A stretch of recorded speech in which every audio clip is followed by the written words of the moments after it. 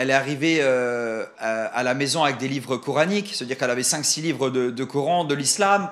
Elle me disait, moi par contre Dylan, si on va à table, je m'assois pas avec d'autres hommes, je parle pas à d'autres hommes. Je me suis dit, waouh, c'est incroyable, elle a tous les codes en fait de la musulmane que je recherche. Et en fait, c'est pendant le pèlerinage à la Mecque, trop de signes, mais trop... ça va choquer tout le monde pour le coup. Je suis au courant de toute l'histoire. Moi, j'ai la vraie version pour le coup. Et c'est celle que raconte Ayem. Il faut toujours avoir les deux versions, c'est toujours mieux. Et on peut pas attribuer un kidnapping d'enfant à n'importe qui. Et oui, c'est vrai, j'ai voulu sauver cet enfant de manière illégale. Oui, je vais passer 1 mois de ma vie à faire des documents avec Jazz pour qu'elle puisse adopter. Et oui, je vais lui prendre un billet. Je vends un service en fait. Attends, sauver un enfant, c'est vendre un service pour toi? Alors, il y a des procédures à faire que moi je connais pour pouvoir adopter et j'aurais vendu ce service-là. On parle pas de vente d'enfants là. Non mais un truc de fou. On est encore dans quelque chose d'illégal en fait, Dylan. Bien sûr, mais c'est très drôle comment c'est tourné, genre en mode il prend 150 000 €, il lui donne l'enfant. Enfin, non, en fait c'est très drôle comment c'est dit. C'est quoi qui se fait à Dubaï? C'est de sauver des putes, ça se fait à Dubaï? En fait, c'est un métier qui se fait en fait, c'est des max sur mime. Moi, je suis en France, Poupette, elle est où? Elle est en prison. Je peux le dire, hein. Je peux te le dire parce que c'est quelque chose qu'on m'a proposé. Une fois, on m'a proposé. C'est une dinguerie ce que je vais dire.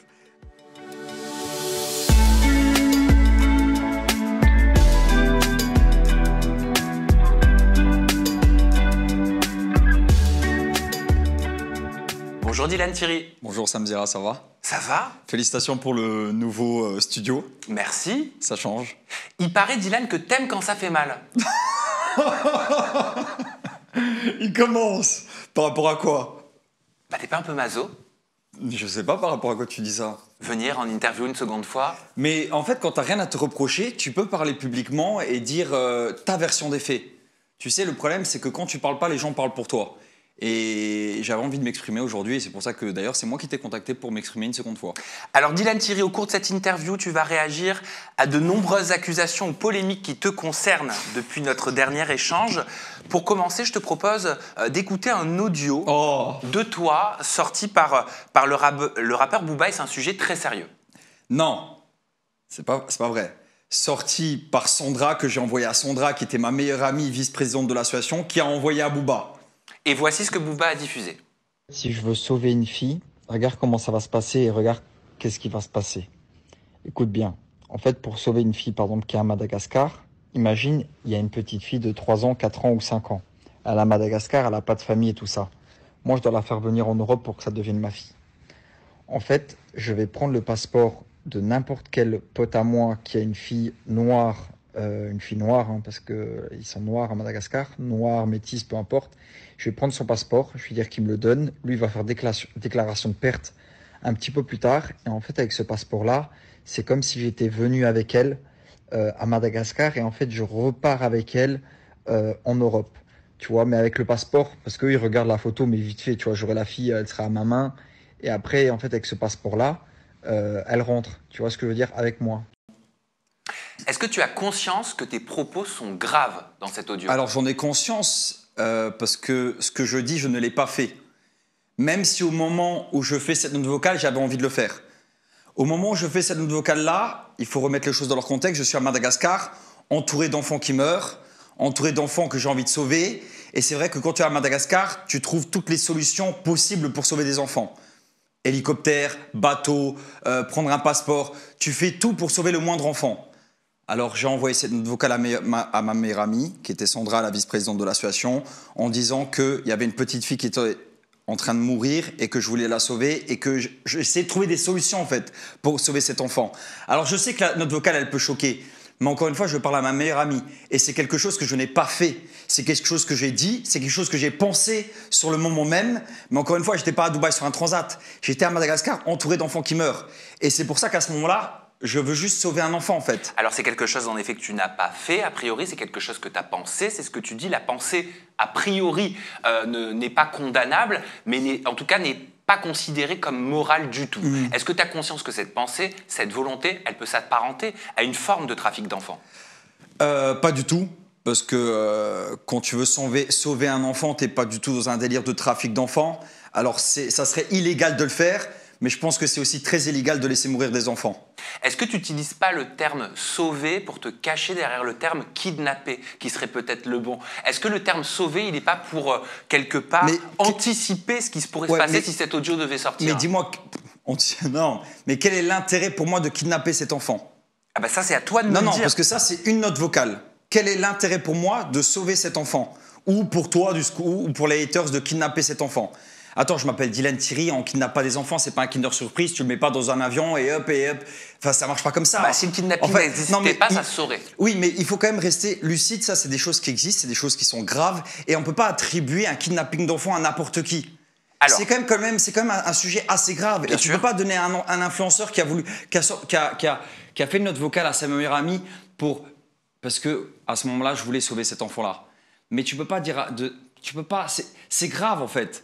Alors, c'est grave d'accuser quelqu'un de kidnapping alors que... Bah, sans cet audio, personne t'aurait accusé de quoi que ce soit. Bien sûr. Tu dis, elle est à Madagascar, elle n'a pas de famille. Comment tu sais que cet enfant n'aurait pas de famille? Et si elle n'a pas de famille, d'où vient cet enfant que tu voulais sauver, pour Bien prendre sûr, tes termes? j'ai voulu en sauver plusieurs. Hein. Si j'aurais pu les mettre tous sur un bateau et les faire venir à Dubaï, je l'aurais fait. J'ai été à Madagascar pendant 3 mois. Je sais les enfants qui sont orphelins, je sais les enfants qui ont des familles, je sais les enfants qui ont des frères et sœurs. 3 mois, je ne suis pas resté 3 jours. Donc, je savais qu'elle était orpheline. Pas de parents? Pas de parents. Elle était où? Elle vivait où? Avec qui? En fait, quand ils n'ont pas de parents, ils vivent avec d'autres familles. Mais c'est très compliqué, très délicat. Ils sont dans la rue, en fait. Ils sont abandonnés. Tu dis, moi, je dois la faire venir en Europe pour que ça devienne ma fille. Quel était concrètement ton intérêt de la faire venir en Europe? Ça aurait été très, très dur, mais j'aurais pris ce risque-là pour cet enfant. En fait, j'aurais été capable de prendre des risques pour sauver cet enfant.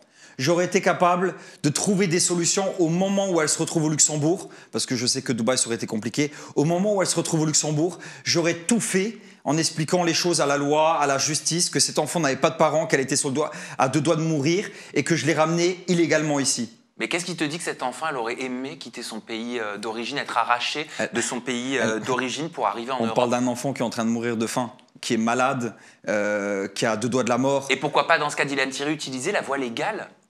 L'adoption, la démarche légale. Bien sûr. Comme bien tout sûr. un chacun. Mais n'oublions pas qu'on parle de quelque chose que je n'ai pas fait. C'est comme si demain, je fais une note vocale en disant « j'ai voulu tuer mon voisin », ça ne fait pas de moi un tueur. C'est juste que sur le fait, j'ai envoyé à Sandra, ma meilleure amie, « j'ai voulu tuer mon voisin ». Je ne l'ai pas tué, ça ne fait pas de moi un tueur. Ça ne fait pas de moi ça fait pas de moi un kidnappeur, en fait.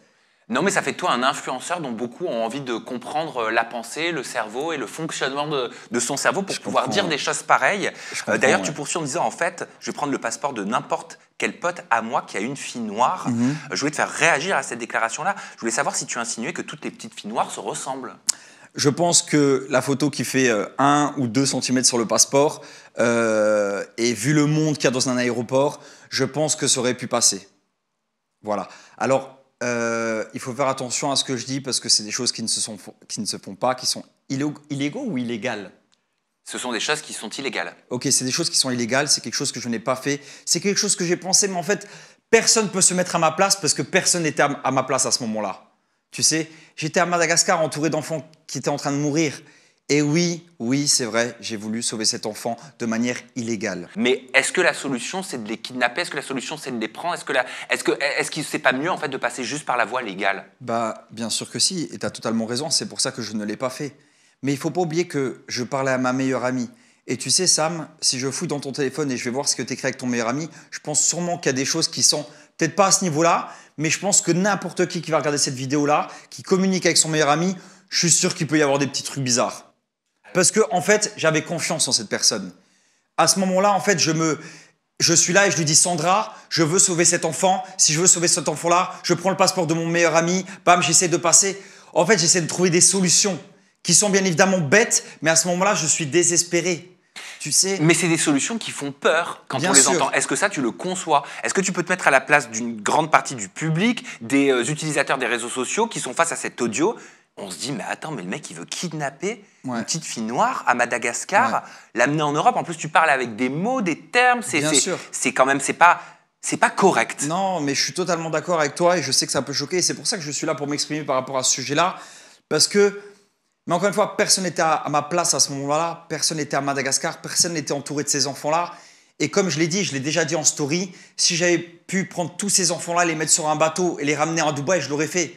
Mais c'est vrai que, encore une fois, ça se fait pas, ça se dit pas. Mais je me confie à ma meilleure amie, j'étais dans un moment où c'était dur, j'ai pleuré plusieurs fois sur le terrain, j'ai vu des choses qui étaient atroces et à ce moment-là, personne ne peut se mettre à ma place. Et qu'est-ce qui nous dit que tu ne l'aurais pas fait? Qu'est-ce qui nous dit que parce tu que ne je serais pas passé à l'acte? Parce que je ne l'ai pas fait tout simplement, sinon je l'aurais fait. Je suis quelqu'un qui, si j'ai envie de faire quelque chose, je le fais moi. Et comment on arrivait à Et verbaliser ce genre de pensée? Et je prends le risque de le faire. Ah bah oui, t'en as pris des risques. Non, mais je n'ai pas pris le risque. Mais si j'ai envie de faire quelque chose, je prends les risques de faire les choses. Je ne suis pas quelqu'un qui a peur. Je suis quelqu'un qui est prêt à tout pour ses principes et ses valeurs. Alors c'est très illégal de faire tout ce que j'ai dit, mais c'est très illégal de laisser mourir des enfants. Alors, cette histoire de trafic d'enfants, d'accusation de trafic d'enfants, elle ne s'arrête pas là, parce que dans un autre audio, tu as fait des confidences, notamment sur l'influenceuse Jazz, Jazz Correa. Je te propose d'écouter. Ouais, tu sais, Jazz, elle m'avait écrit la dernière fois, et une fois à Dubaï aussi, je crois qu'elle m'avait écrit 2 fois. Une fois à Madagascar et une fois à Dubaï, si j'avais un contact pour adopter. Moi, je peux faire en sorte qu'elle adopte, tu vois, on en parle. Ou alors, je deviens le premier influenceur à adopter, parce qu'ils trouveront jamais de solution, parce qu'il faut pas de voyage humanitaire. En tout cas, pas comme moi je l'ai fait. Ou alors, je leur donne enfin, tu vois, je fais en sorte de leur demander 100 000 euros. J'avais pensé 100 000 euros minimum, hein, c'est vraiment le minimum. Et je leur dis, ouais, venez à Madagascar et ils me donnent 100K et moi je fais tout pour eux pour qu'ils puissent adopter et du coup sauver un enfant. Dis-moi ce que t'en penses. En fait, Ouais, après il y avait les deux choses, c'est le fait déjà, un, je prends un gros billet et de deux, bon, je le dis pas, ouais, je dis voilà, je dis pas que c'est pour moi, hein, je dis qu'il y a à peu près 150 000 euros de documents à payer, à régler avec les avocats, les ci, les ça, alors que je prends tout dans ma poche. Et l'autre chose, c'est que ça sauvait un enfant, tu vois. Voilà, c'était les deux trucs là qui étaient positifs. Tu trouves ça cool alors, de demander 100 000 euros pour sauver un enfant? C'est pas 100 000 euros pour sauver un enfant, c'est 100 000 euros pour faire un mois de documents. Mais c'est ce que tu dis pourtant. Bien sûr, mais en gros, je vais passer, parce que je sais que Jazz, elle voulait adopter, j'aurais passé un mois de ma vie, voire plus, aux côtés de Jazz pour qu'elle puisse adopter. Alors oui. Ah bah tu dis quand même je vais l'arnaquer. Non, je dis pas que je vais l'arnaquer, je lui dis que je vais lui prendre 150 000 balles. Mais on parle de multimillionnaires et c'est un secret pour personne. Jazz et Laurent, ils vivent dans une maison à 10 millions d'euros, ils ont des voitures à 500 000 euros. Oui, je vais passer un mois de ma vie à faire des documents avec Jazz pour qu'elle puisse adopter et oui, je vais lui prendre un billet. Je vends un service en fait. Alors, encore une fois, j'ai trouvé que c'était pas bien de faire ça. Sauver un enfant, c'est vendre un service pour toi? Alors, il y a des procédures à faire que moi je connais pour pouvoir adopter et j'aurais vendu ce service-là. On parle pas de vente d'enfants là. Non mais un truc de fou. On est encore dans quelque chose d'illégal en fait, Dylan. Bien sûr, mais c'est très drôle comment c'est tourné, genre en mode il prend 150 000 euros, il lui donne l'enfant. Enfin, non, en fait c'est très drôle comment c'est dit. Oui, mais c'est tellement ridicule en fait. C'est hallucinant en fait. Mais ouais, je te confirme, c'est hallucinant. Oui. Ah mais vraiment. Non mais je te crois. Non mais c'est pas ça. Moi en fait, je voulais vendre un service parce qu'en fait, j'aurais passé un mois de ma vie à côté de Jazz, mais encore une fois, je l'ai pas fait. Je l'ai pensé, je me suis confié à ma meilleure amie, je me suis dit écoute, on peut se faire de l'argent comme ça. En même temps, avec cet argent-là, je pourrais faire peut-être des bonnes choses avec. Donc sur la misère d'un enfant. On se fait de l'argent sur la misère d'un enfant. Alors, tu peux l'appeler comme tu veux. Sur la misère des plus démunis. Alors, c'est pas sur la misère des enfants. Je prenais juste 150 000 balles à des multimillionnaires. Moi, je le voyais comme ça. Encore une fois, je l'ai pas fait. T'en avais discuté avec Jazz? Vous en aviez parlé? Non, pas du tout. Elle n'était pas au courant de ta volonté? Non, pas du tout. Ça veut dire qu'en fait, Jazz, plusieurs fois, vu que j'étais à Madagascar et que je faisais des voyages humanitaires, elle m'a demandé si j'avais un contact pour adopter. Mais en aucun moment, je lui ai parlé de ça. Mais si elle t'a demandé si tu avais un contact pour adopter, ça veut dire que vous en avez discuté ensemble? Non, mais je lui avais dit que non à ce moment-là. Mais pourquoi tu lui avais dit que non alors que tu t'étais renseigné justement sur en fait, la possibilité de faire sortir un enfant de Madagascar? Ouais, excuse-moi. La conversation sur Jazz, elle date. Elle m'a proposé, je lui ai dit non. Ensuite, quand je suis parti à Madagascar, j'ai eu ce contact-là pour pouvoir adopter. Elle t'a proposé quoi, Jazz? Jazz, elle m'a juste demandé si j'avais un contact pour adopter. Qu'est-ce que tu lui as répondu? Non. Qu'est-ce qu'elle t'a répondu? Elle m'a dit ok, si jamais tu as un contact, dis-le moi. Ok. Et il y a plus de suite par rapport à ça. Pourquoi dans cet audio que t'envoies ta meilleure amie de l'époque qui travaillait avec toi pour l'association pour nos enfants, tu lui dis je vais lui prendre 100 000, 150 000 euros? Parce que là où me vient l'idée, je me dis, vu que j'ai le contact maintenant pour adopter, légalement, bien évidemment, il y a plus d'1 mois de procédure. Si je fais ces démarches-là avec Jazz, qui est multimillionnaire, je vais lui demander 150 000 euros. Voilà, c'est ça l'histoire. Pour l'aider à adopter un enfant? Pour l'aider à adopter un enfant. Mais pour l'aider à adopter un enfant auprès d'un organisme officiel agréé ou pour l'aider à sortir un enfant de Madagascar? Non, non, non. Tu sors pas un enfant de Madagascar comme ça, ni de n'importe quel pays. Enfin, ça n'existe pas, ça. Et c'était pour l'aider à adopter et faire toutes les démarches administratives.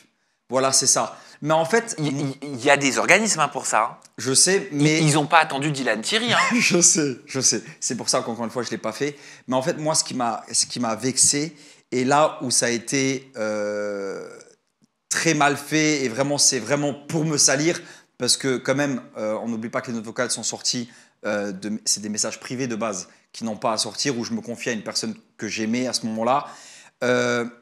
Et les 2 notes vocales, une à côté de l'autre, ça fait, parce que ça fait ça en fait, ça fait je prends le passeport de l'un de mes meilleurs amis et ensuite je prends l'enfant, je le kidnappe et ensuite je le vends à Jazz. Mais en fait, la note vocale, elle date d'octobre et l'autre, elle est de janvier. Mais en fait, l'une à côté de l'autre, c'est génial. Oui. Pour salir un influenceur, c'est parfait. J'entends, mais moi je me dis quelles sont les autres hautes notes vocales qu'on n'a pas entendues. Bien sûr, mais là, elle a sorti les pires, tu sais. Sandra, c'était vraiment le fait de se dédouaner. Elle a sorti ses notes vocales là 1 an après. Quand elle les avait dans son téléphone à ce moment-là, tout allait bien. Ça ne l'avait pas choqué plus que ça. Tu vois, ça a vraiment été fait pour me salir. Et c'est ça qui est triste en fait. Après, encore une fois, je me suis confié sur des choses que je n'ai pas fait. C'est comme si là, je quitte l'interview, ça se passe mal, j'écris à ma sœur, putain, j'ai envie de le buter, ça me dira. Ça fait pas de moi un tueur. Et je t'ai pas buté, tu vois. Mais non, oui, mais ça fait toi quelqu'un qui a dit j'ai envie de buter, ça me dira. Ok, oui, c'est vrai. C'est vrai.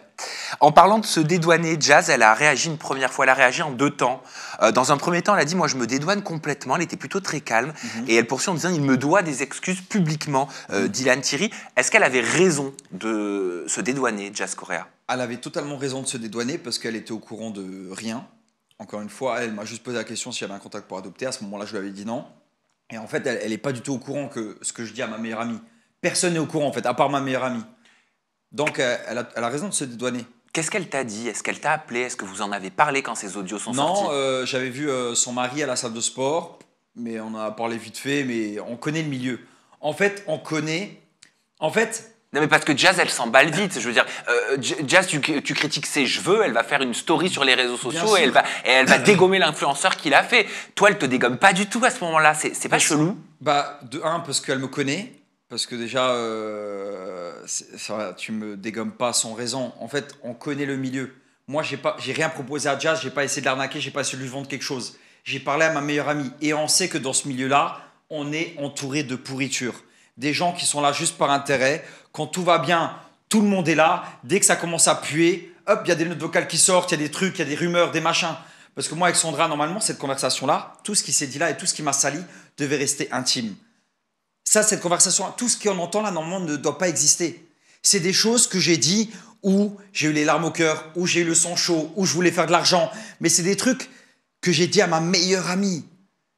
Enfin, c'est des trucs qui n'auraient jamais dû sortir. J'ai eu une trahison de fou à ce moment-là, par rapport à cette note vocale. Elle a réagi dans un second temps, Jazz, et là, elle était beaucoup plus véhémente. Je te propose d'écouter. Bien sûr. Je sais pas, c'est une obsession. Donc, comme je n'ai pas dit clairement sur les réseaux que Dylan est un gros enculé de ce qu'il a fait, même si c'est ce que je pense au plus profond de mon cœur, parce que je me suis dit, vas-y, je vais pas faire une amalgame sur une histoire qui n'est pas la mienne, je sais pas pourquoi je viens foutre là-dedans, et que Laurent a réglé ça entre mecs, entre eux, donc du coup, peut-être qu'on se surprotège, peut-être qu'en fait, j'ai à voir dans cette histoire de Dylan, Thierry, moi. Donc en fait, maintenant, vouloir adopter un enfant, c'est être une enculée, en fait, c'est ça? Parce que moi, les histoires de Dylan Thierry, j'en ai rien à... Dylan Thierry, je l'ai vu 4 fois dans ma vie, j'en ai rien à foutre de... Je vous le dis publiquement, comme ça, moi, c'est clair, d'accord? Ces histoires de mimes, ces histoires de trafic d'enfants, ces histoires de je ne sais qu'est-ce qu'il raconte dans sa vie, j'y connais rien, j'en ai rien à foutre. Moi, tout ce que je lui ai demandé en privé, comme mon mari lui a dit, il parle pas de moi, il me met pas dans ces histoires, il va te faire enculer ses idées sombres. Donc elle le dit, hein, ce que je lui ai demandé en privé. Voilà. Elle dit qu'il aille se faire enculer avec ses idées Bien sûr. sombres. Mais quelque part, est-ce que tu n'as pas contribué, alors malgré toi, parce que c'est pas toi qui les as choisis ces audios, et ça, on est tous clairs là-dessus, c'est pas toi qui les as diffusés, ils sont sortis à ton insu, mais il y a eu des conséquences sur Jazz. Bien sûr, parce qu'en fait, elle, c'est une mère de famille avec 3 enfants qui a juste demandé à adopter. C'est moi qui a fait une dinguerie, c'est moi qui a dit des dingueries. Et en fait, là où elle s'est énervée, c'est parce qu'en fait, nous, influenceurs, et tu le sais très bien, c'est que les gens essaient de nous salir quand ça va pas. Oh, vous vous salissez tout seul souvent. Bien sûr, mais des notes vocales sorties de leur contexte, c'est qu'à un moment donné, ça va pas. Et Jazz et d'autres, on le sait. Ça veut dire qu'elle sait qu'en fait, la note vocale, quand elle l'entend, elle se dit, bon, Dylan m'avait rien proposé, je m'en fous. Mais en fait, vous lui avez tous tellement mis la pression qu'elle s'est dit, mais en fait, moi, j'en ai rien à foutre de Dylan. C'est qui déjà on? T'en as parlé aussi. Bien sûr. Sur Aja, Ouais. d'autres chroniqueurs aussi. Bien sûr, et en on a émis notre interrogation, et je pense que c'était une question légitime à ce moment-là, De- connaissant le personnage, le caractère de Jazz, tout feu tout flamme, qui s'emballe pour 100 fois moins que ça sur Bien les réseaux sûr, sociaux, ouais. de ne pas s'emballer pour ça. Franchement, c'était légitime de se comprends. poser la question. Non, je comprends, ouais. Je comprends, mais encore une fois, elle s'est pas énervée parce qu'elle connaît ce milieu. Et elle sait que moi, j'ai été trahi et que je lui ai rien proposé. Si à la limite, j'aurais essayé de lui vendre quelque chose, et je lui aurais écrit, écoute, Jazz, machin, mais je l'ai pas fait. Je parlais à ma meilleure amie, j'ai proposé ça à ma meilleure amie. Ensuite, vite, je me suis rétracté, je me suis dit, vas-y, je vais même pas me mêler d'histoires comme ça, c'est trop bizarre. Et des idées comme ça, parce qu'en fait, cette idée, elle m'est venue. Le fait de vendre une procédure d'adoption, cette idée, elle m'est venue. C'est des choses qu'on me propose. Et en fait, tout ce qu'on m'a proposé dans ma vie ces dernières années, j'en parlais à ma meilleure amie. Écoute, on m'a proposé ça, on m'a proposé ça, on m'a proposé de faire ça. Et je disais tout à Sandra. En fait, je parlais. En fait, encore une fois, je parlais à ma meilleure amie. Mais putain. c'est qui te proposait de vendre des procédures d'adoption? C'est des mecs à Madagascar. Qui sont ces mecs à Madagascar? Personne ne les connaît, c'est des mecs à Madagascar. Oui, mais moi ça m'intéresse, c'est qui? Ouais, je sais, mais j'ai pas de nom, il y a pas de. C'est comme ça. Mais tu ils font vois. quoi à Madagascar? Ils aident les gens à adopter. Et ils font d'autres choses. Ils aident les gens à adopter de façon légale? Ouais, tout est légal, passeport, tout. Tu peux pas sortir un enfant comme ça, Sam, tu vois. Mais, t'as vu, on me propose le truc, j'en parle à ma meilleure amie, après je me rétracte. Mais c'est trop tard, la note vocale, elle est partie. Ça fait un peu dealer de gosse, quoi. Tu peux appeler ça comme tu veux, mais je l'ai pas fait. Je me suis juste confié à ma meilleure amie. C'est ça le problème. Et en fait, j'ai appris que dans ce milieu, il n'y avait pas d'amis, que tu pouvais faire confiance à personne, et qu'en fait, voilà, tu es juste là, tu es tout seul, et encore une fois, tu es tout seul, et c'est comme ça que ça marche. Il y a une journaliste, une essayiste, une réalisatrice qui s'appelle Rokhaya Diallo, qui a réagi justement à tout un tas de choses te concernant. Elle a réagi auprès de moi, je te propose de regarder. Vas-y. Franchement, il m'insupporte. Vraiment, je trouve qu'il y a une forme de condescendance et de, tu sais, peut-être même d'objectification en fait des personnes qui sont, ce sont des individus qui méritent une attention individuelle et c'est pas un groupe comme ça de personnes indifférenciées. Derrière chaque personne qui est prise en photo, qui est prise en vidéo, il y a un destin, il y a une personne qui a énormément de choses à raconter, à proposer. Moi, ça me met très mal à l'aise. Ça me met très très mal à l'aise et je pense qu'on devrait vraiment faire attention à ne pas exploiter l'image des gens comme si c'était une ressource qui nous donnait, qui nous apportait des likes. C'est pas ça en fait. C'est une manière d'exploiter une certaine misère pour se mettre en valeur et de penser que sa présence, elle apporte mécaniquement quelque chose. Tu vois ? Je pense que quand tu veux aider des gens, en fait, tu te mets en retrait, tu fais preuve d'humilité, tu les écoutes. Et peut-être que ce que tu penses apporter n'est pas forcément ce dont ils ont besoin. Parce que toi, tu juges en fait leurs besoins à l'aune de tes habitudes culturelles et de ton propre confort. Donc le syndrome du sauveur blanc, c'est vraiment un manque d'humilité. Mais il n'est pas forcément... bien sûr qu'il est lié à la blanchité, à la condition blanche. Mais en fait, on peut avoir une position coloniale de sauveur en n'étant pas blanc. Je veux dire, à partir du moment où on est européen, comme moi je suis européenne, si je décide de me dire, OK, je vais m'installer en Afrique parce que je vais les aider, je vais les sauver, bon, bah, en fait, non. Enfin, je veux dire, oui, j'ai des origines sénégalaises, donc je connais des choses de la culture sénégalaise, mais je ne vis pas là-bas. Il y a des Sénégalais qui sont 1000 fois plus compétents que moi pour savoir ce dont ils ont besoin et comment mener, faire en sorte que leur quotidien s'améliore. Tu vois ce que je veux dire ? Donc la journaliste Rokhaya Diallo qui parle te concernant du syndrome du sauveur blanc. Comment tu souhaites réagir ? Tu viens d'entendre ses propos. Moi, c'est totalement le genre de femme qui me dégoûte. Tu vois, vraiment, quand je l'entends parler, elle me dégoûte. Parce que déjà, elle parle de blanc, de noir. Ça, c'est un truc qui me répugne. Tu sais, t'es blanc, t'as pas le droit de faire ça. Moi, je suis sénégalaise. Je vais pas aider les Sénégalais parce qu'il y a des gens qui font mieux que ça que moi. qui font ça Non, elle mieux expliquait que moi. elle expliquait qu'il fallait pas seulement être blanc pour avoir le syndrome du sauveur blanc. Ouais, mais en gros, moi, j'aime pas sa façon de parler et de s'exprimer. Il y a tout qui est malsain là-dedans. En fait, elle fait rien. En fait, c'est ça. Elle est assise sur son canapé, elle fait rien. Et elle va critiquer un mec qui fait... Elle fait beaucoup, c'est une activiste. Hein. Ah ouais, bah, j'ai jamais rien vu en tout cas. Mais tout me dérange en fait dans ce qu'elle dit.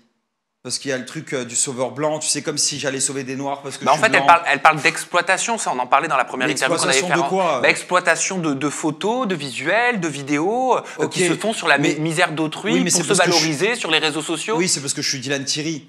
Il y a des millions et des millions de personnes qui font des photos de tout et de tout le monde. Moi, c'est parce que je suis Dylan Thierry, parce que je suis blanc, parce que je suis influenceur. Parce que tu touches peut-être des millions de personnes. Parce que je touche aussi des millions de personnes. Et voilà, c'est toujours le même problème. C'est exactement le même problème que tu diras jamais à un arabe ou un noir que c'est un faux musulman. Mais tu pourras dire à Dylan Thierry que c'est un faux musulman parce qu'il est blanc aux yeux bleus et qu'il s'est converti à l'islam. Je passe du coq à l'âne, mais c'est la même chose pour Ouais, le non, sauveur c'est pas blanc. vrai, sur les réseaux sociaux, il y a des gens qui disent que Maëva Guénam est une fausse musulmane. Oui, mais parce qu'elle aussi, elle fait, voilà, elle fait des dingueries. Mais c'est ça le problème. Moi, j'aime pas ce truc de sauveur blanc. Moi, la première fois que j'ai été faire un voyage humanitaire au Sénégal, on m'a proposé le pays. On m'aurait dit on va aider les ours polaires ou on va aider la Chine ou peu importe l'Italie. J'aurais été. Mais j'aime pas ce truc de sauveur blanc. C'est tellement malsain. Comme si j'allais là-bas en me disant je suis blanc et eux ils sont noirs donc c'est un truc qui me dégoûte vraiment. Et les gens qui me connaissent et qui me suivent depuis des années, ils savent que j'ai pas ce truc-là entre noir et blanc. On est tous pareils les gars. Voilà. Après les accusations de trafic d'enfants, tu as été accusé également de proxénétisme. Je te propose d'écouter. Toujours les notes vocales. En fait, regarde les meufs, ici à Dubaï, la plupart elles font les... La plupart des meufs, c'est-à-dire qu'elles paient pour 1000 euros la nuit, pour 500 euros, des trucs comme ça quoi. Donc, ouais, voilà. Et en fait, il y a une façon de les sortir de ça, d'arrêter d'être une pute, c'est de créer un mime. C'est-à-dire que là, elles gagnent moins de 20 000 euros par mois, parfois plus, parfois moins, mais la plupart c'est moins. Du coup, en fait, la pub, on la recrute. On lui fait faire un mime. Ouais, voilà, elle fait tout ce que tu peux imaginer sur mime, doigt de la chinchin, tout ça, écart des jambes, photo sexy et tout ça. Et en fait, on lui donne 20%. Et en fait, moi, j'ai une équipe derrière qui fait monter son mime directement à 5, 600, 700 000 abonnés. Tu vois? Ça veut dire que la meuf, elle va nous rapporter peut-être 60 000, que moi, je vais diviser avec les autres gars. Et elle, on lui donne 20% de tout ce qu'elle rapporte. Bien évidemment, pas besoin de te dire que ça ne sera pas sur mes réseaux sociaux. Mais en 2 jours, là, par exemple, on a monté un mime, la meuf, elle a fait 700 000 abonnés sur mime, tu vois. C'est abusé. Ça veut dire que, voilà, en fait, on veut sauver les putes, de faire les putes. Et du coup, en fait, c'est que du virtuel. Comme ça, on sauve beaucoup de monde. Si je te parle de ça, c'est parce qu'après, il faut faire des contrats de confidentialité, il faut faire des contrats...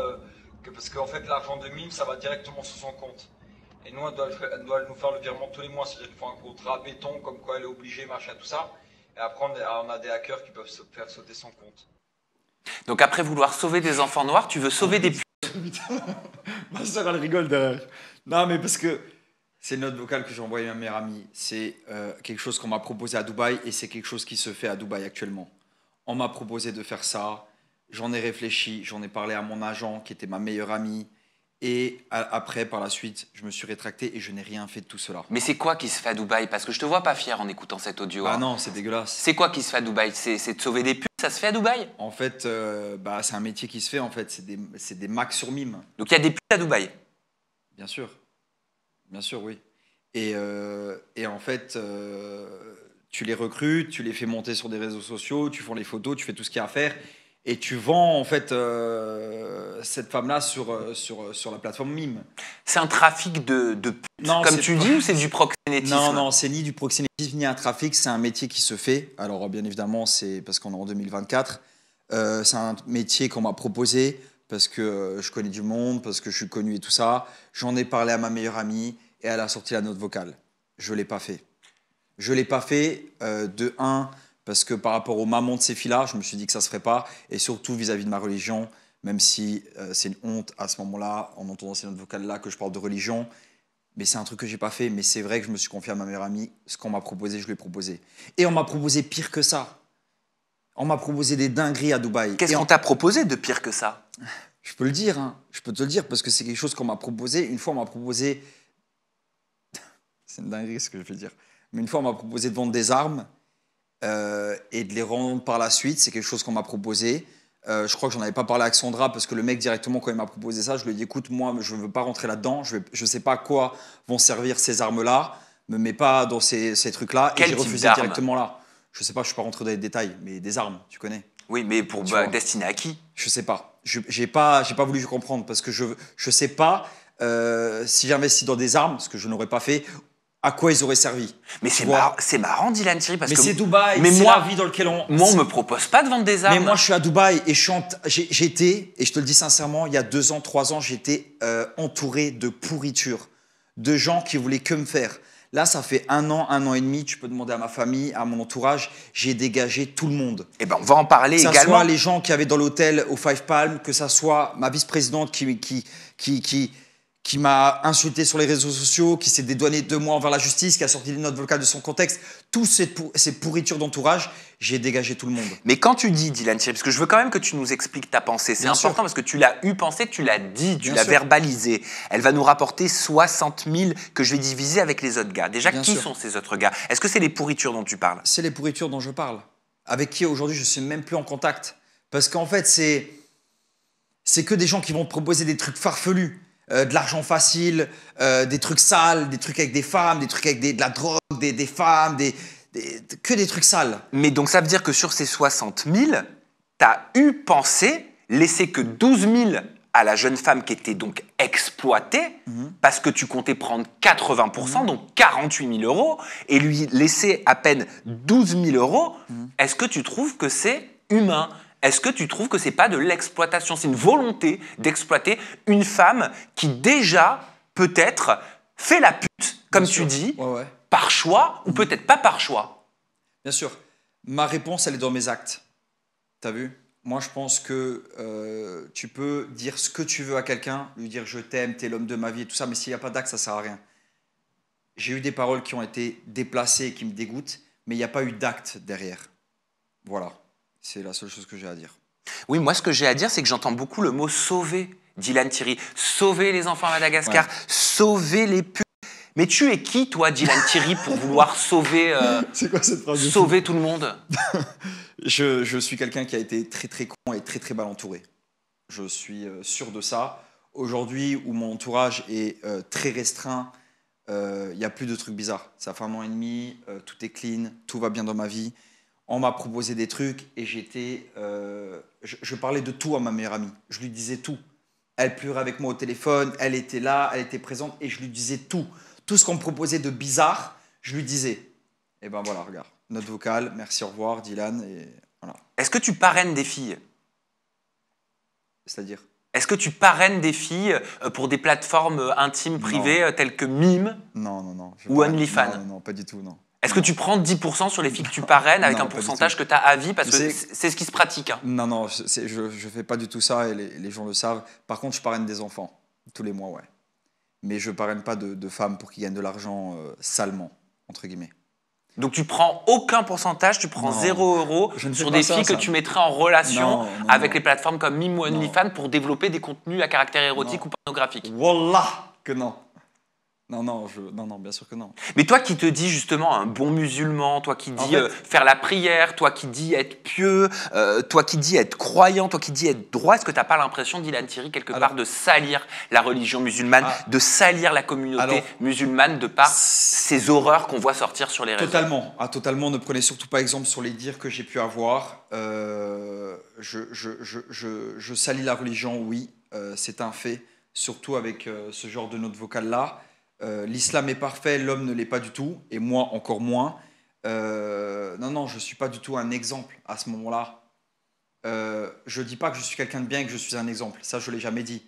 Je suis loin d'être parfait, mais moi ce qui m'embête, c'est que en fait, les musulmans, on va toujours leur tirer dessus avec cette question-là. On ne va jamais dire à un chrétien ou à un juif, toi qui es juif, qui a fait ça et qui a dit ça. Magali, on ne lui a jamais dit, toi qui es juif, qui a arnaqué ton grand-père et que ta mère elle va aller en prison et les influenceurs que tu as arnaqués. On lui a jamais dit ça. Et ça, en fait, c'est... Bien c'est sûr ça que qui- si, mais bien sûr que Non, si. non.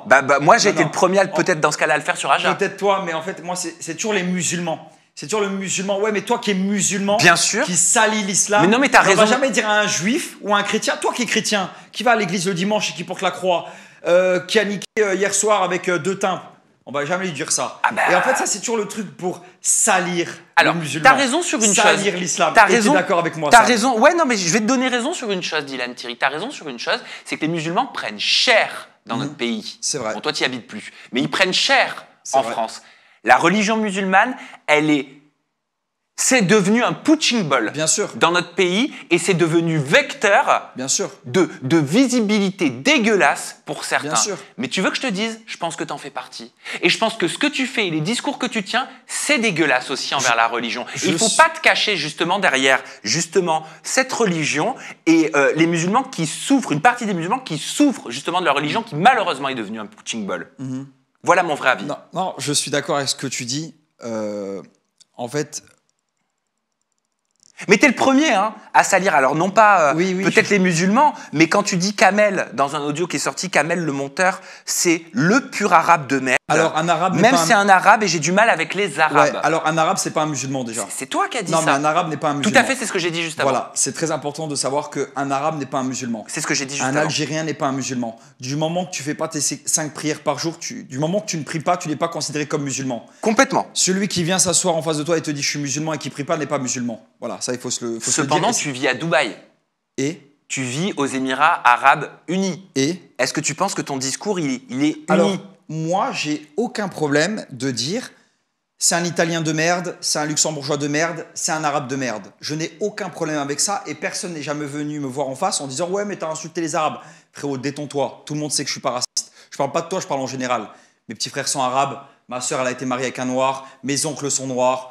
On se détend, il y a personne qui va me faire accuser de raciste ici et c'est tout. Ah mais moi, je t'accuse Et pas mes de meilleurs racisme. amis sont noirs. Ça veut dire que moi-même, je me sens africain. T'as capté? Ça veut dire qu'il n'y a pas de... Il y a des choses que... oh, ils peuvent essayer de me mettre sur le dos, mais ça ne marchera pas.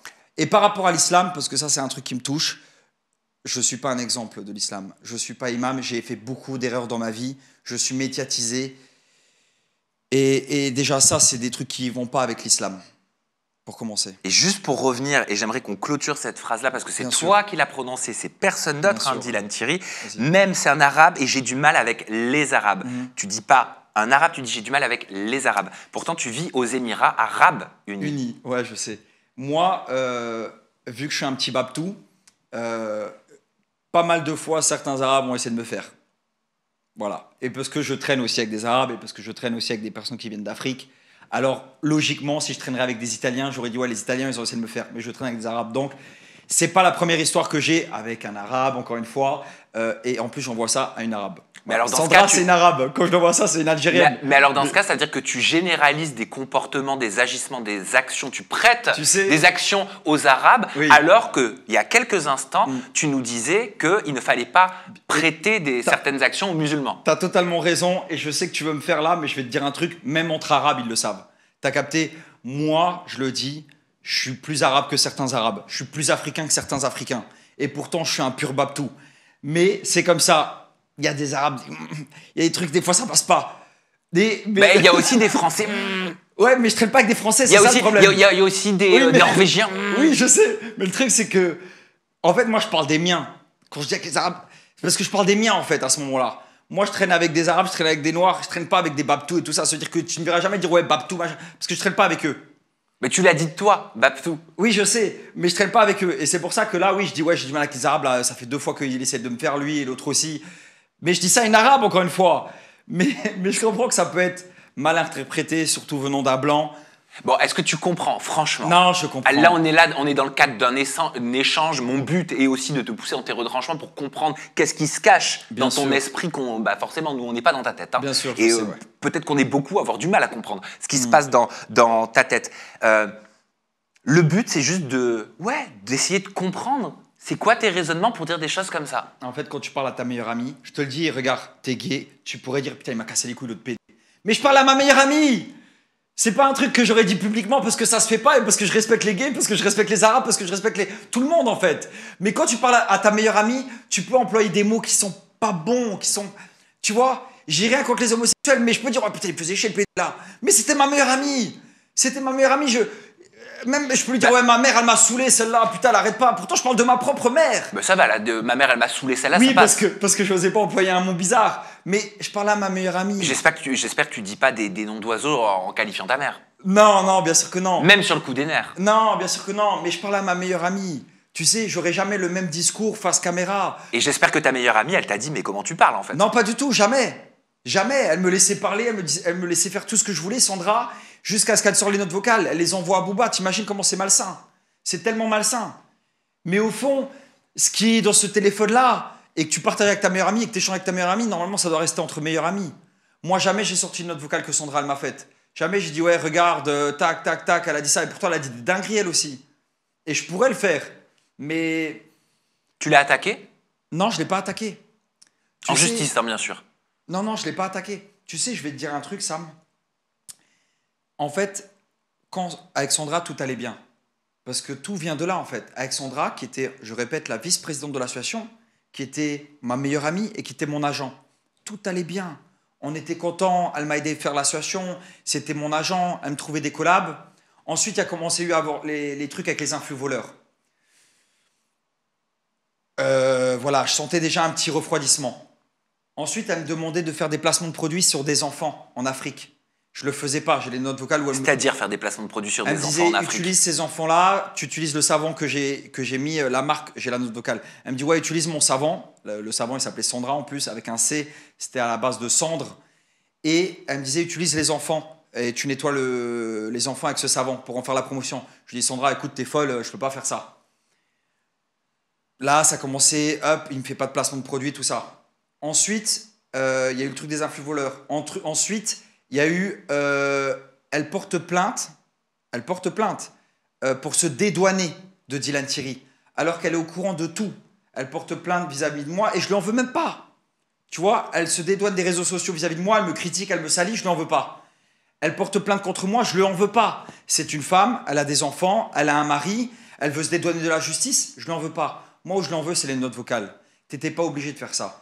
Les notes vocales là, t'étais pas obligé de les sortir. Par contre, est-ce que toi, tu vas utiliser aussi les notes vocales que tu as, donc de ton ancienne meilleure amie, lors du procès que tu vas avoir en novembre 2025 Alors, il y a 5 plaintes que tu aurais au-dessus de la tête. Le collectif AVI avait annoncé avoir déposé, en tout cas, 5 plaintes contre toi. Où en sont ces plaintes? Bien sûr. Et c'est ça que j'aime, c'est que toute la vérité, elle finit toujours par sortir. Quand on dit que la vérité, elle prend l'escalier, la vérité prend vraiment l'escalier. On m'a sali en disant, il y a 4 donateurs, il y a 3 donateurs qui ont porté plainte contre toi, Dylan. Là, tu fais référence à TikTok, donc. Ouais, en général, même les médias, le Parisien, tout ça, ouais, il y a eu 5 plaintes contre toi. 3 donateurs et la vice-présidente et Nesrine qui était la trésorière ou la secrétaire. Et en fait, ça me salit parce qu'on se dit, putain, il y a des donateurs qui ont fait confiance à Dylan, qui ont porté plainte. Mais en fait, les 3 donateurs-là, parce que tu imagines que sur 2700 personnes, il n'y a eu aucun donateur qui a porté plainte. Aucun, Sam, sur 2700 donateurs, avec tout ce qui s'est dit sur moi, il n'y en a aucun qui a réclamé son argent et qui a porté plainte.